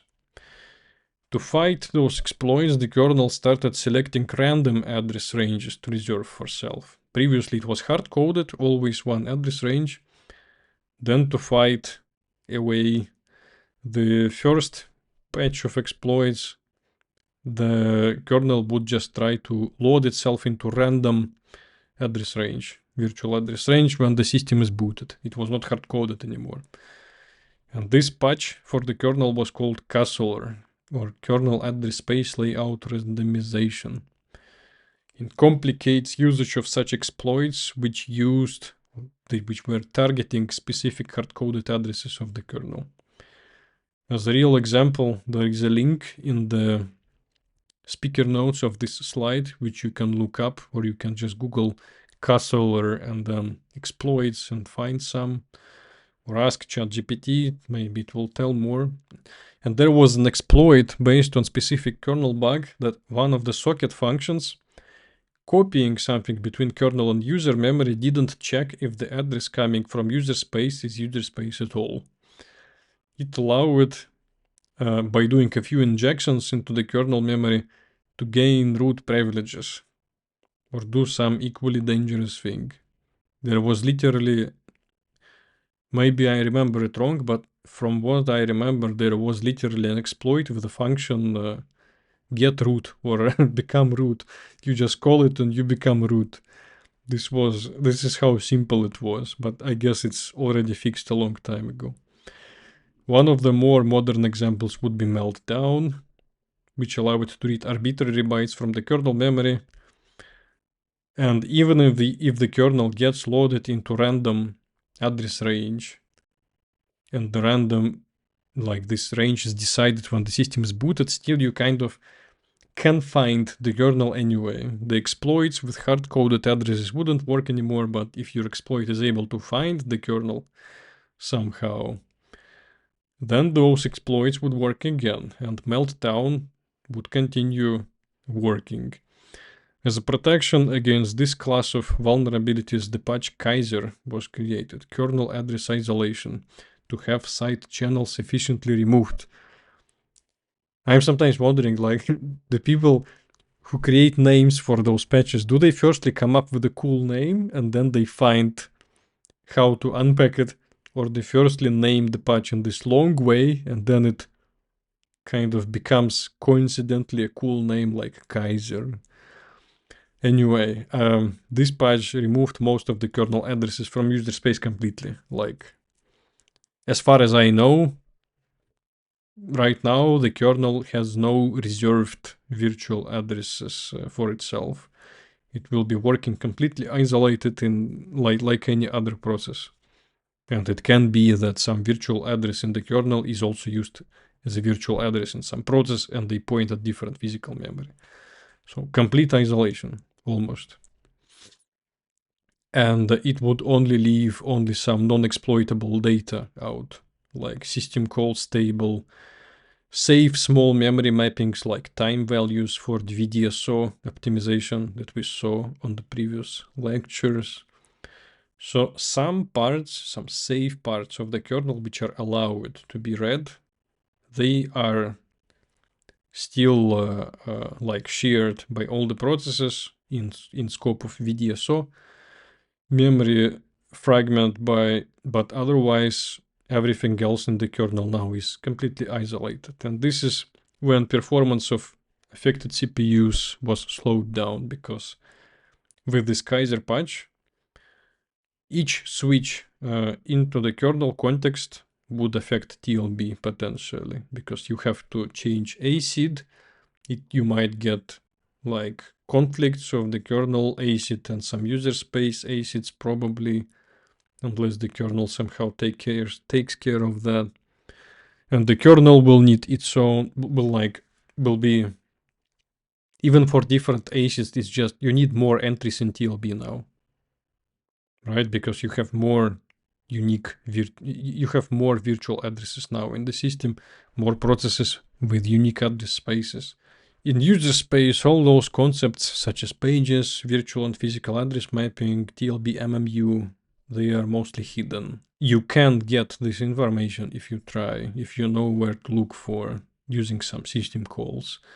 But otherwise, it is all isolated and virtualized away from you.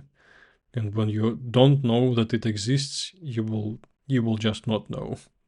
You will be unable to use it. And the user processes, they have no access to physical memory directly. They cannot read kernel memory, cannot interact with the caches directly, has no access to TLB or anything. But you can still, when you are aware of those things, you can help the kernel and the CPU to work faster if you know how. You just have to pay attention when you write code, choose proper structure layouts, make structures smaller, pack related members of the structures together so they are in the same cache line. Avoid false sharing inside one structure and across multiple structures when they are stored in an array. Do not do too many system calls. Try to batch them or not do them at all.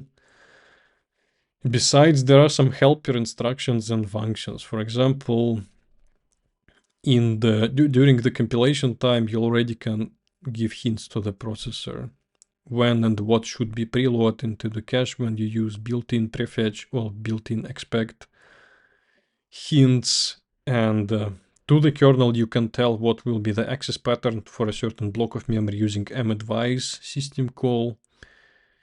For instance, you can say that this page is going to be accessed sequentially, or this page can be unloaded, like it doesn't have to be mapped anymore, or stuff like that. It's pretty advanced things, but it makes sense to know about when you work with databases, for example. There are more similar things, and they obviously depend on the operating system. The stuff I'm listing right now, it's mostly Linux and compiler-specific things. The only kind of memory the process can access directly is virtual. It is allocated by a pile of allocation functions like mmap, brk, alloca, malloc, new, and more. All of them come down to a handful of system calls, which these days probably will be just mmap. Everything else is on top of that. Besides alloca. Alloca, it's allocation of the memory on stack. Then it's just not even a system call. We have already seen mmap. It's quite a flexible function. You can map more addresses to the process backed by physical memory, so extend the virtual address space. You can map a file to a virtual memory block. Then you can read memory like it's just memory, but it is actually a file. Also a nice thing. And then brk can be used to extend heap memory, but brk is like a historical thing. It's nice to know about it because sometimes on crazy interviews people can ask what is heap, how it's extended, and sometimes they expect to hear brk, but if this is what they expect, run, because it's a strange question to ask. And alloca, I already said, it's a GCC extension to allocate memory from current stack frame.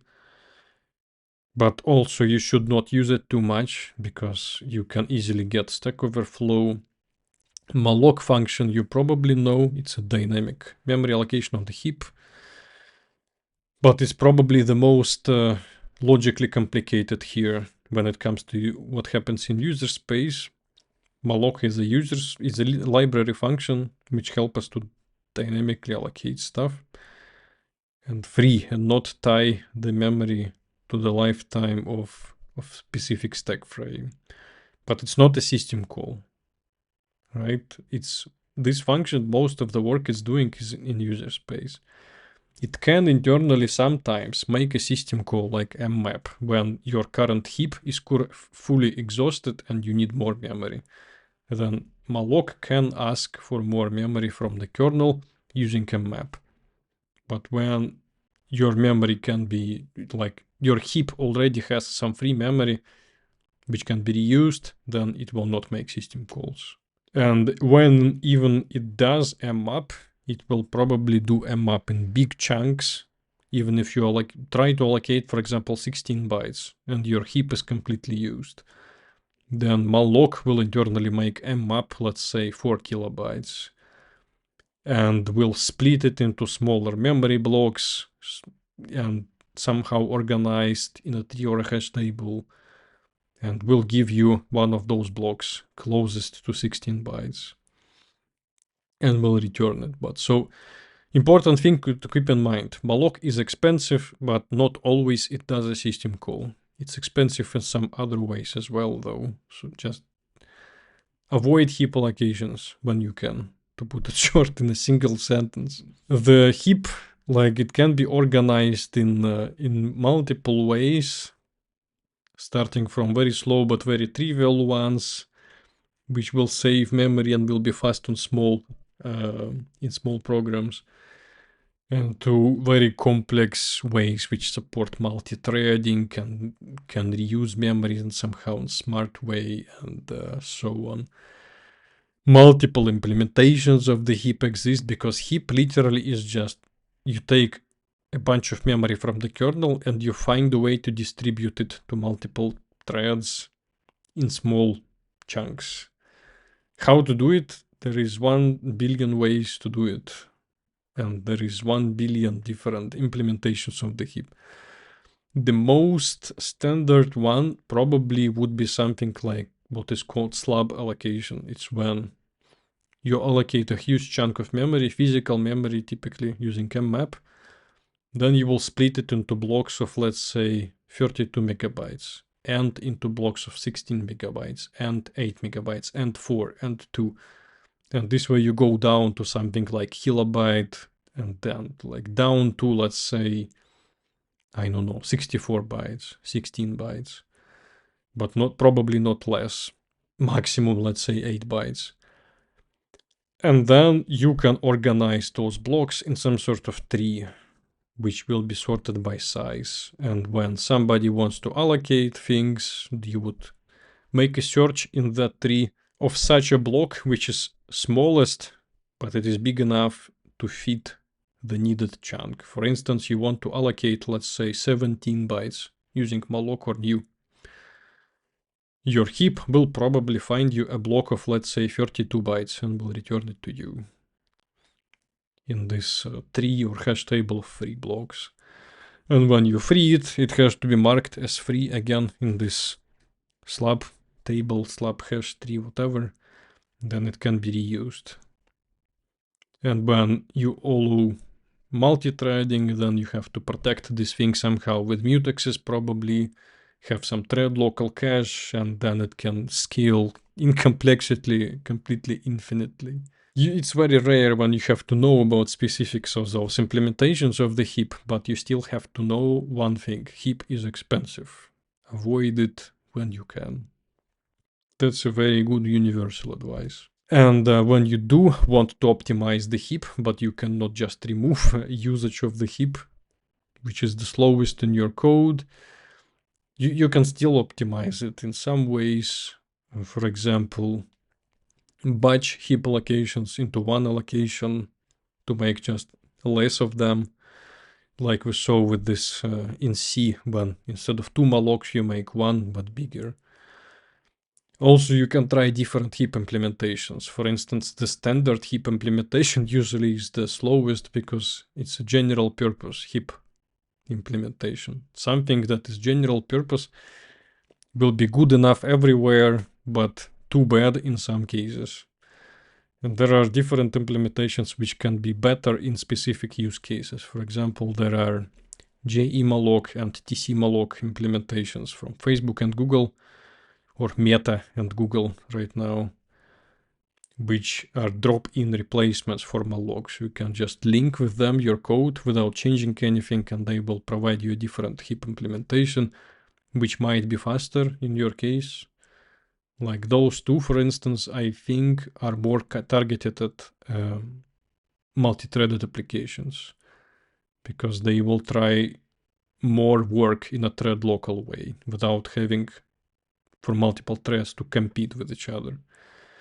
And sometimes you can just take such heap implementation and stuff suddenly becomes faster. Sometimes not, you have to benchmark. Depends on use case. Let's summarize this long lecture. Firstly, memory has many layers. CPU registers, CPU cache, main memory, then like physical RAM, then virtual addresses on top of that, and then abstractions like heap even on top of that. Virtual addresses are important. All processes have the same address space, but different mappings to physical memory. Same virtual addresses in two processes will always point at different physical bytes. Almost always. Kernel manages memory in pages, not as individual bytes or anything like that. Both physical and virtual, and for each process it will store a map like virtual page address to physical page address. The page address will point at the first byte of that page, and mapping will most of the time will be happening on the hardware, on each memory access. And the special device TLB will be taking care of that. When it cannot make the translation because it's limited in size, it's like a small cache, it will try to fall back to the main memory mapping, and then in the worst cases it will fall back to the handler in the kernel. When something, for example, is missing in the mapping completely. Heap stack and map, they also operate on virtual addresses and on whole pages. And they are just abstractions on top of virtual address space. Now it is time for us to receive the next homework. And the homework is to write a simplified version of the command line in console. By now you should know everything that is needed for that conceptually. Some specifics, some APIs like which functions to use, details you might Google, but last 2 lectures should have been enough to already be able to write this thing. Luckily, you don't have to implement the entire bash from scratch, you just have to support a small subset of features, like pipe, when you can connect multiple commands with each other, passing of the arguments output into a file, simple things. Good news is that, firstly, the parser of the commands is already implemented by the link on the slide, where you can also find full condition of the task, full description in 2 languages. And also there are bonuses, like you can, if you want, add support of logical operations to your command line and background execution, but this is optional. Normally when I give this course live to students, I give for this 3 weeks of deadline. And the complexity you can expect from that is 300 lines of your own code. It's not much, and it's average. Many people do it like, if it's average, it means half people do it even in less lines of code. But the complexity of those lines is going to be relatively high, so it's not something you probably can do in one evening on average. And the penalty, the deadline stuff, it's only applicable for live reading of the course. For you, if you are listening to this on YouTube or any other platform, then you can just take as much time as you can. I cannot control it anyway. It's up to you. Next time we will be looking in details at signals, which we have seen a little bit today with the segmentation fault signal and meltdown exploit, but next lecture we will dive into that even deeper. See you next time. Thanks for watching.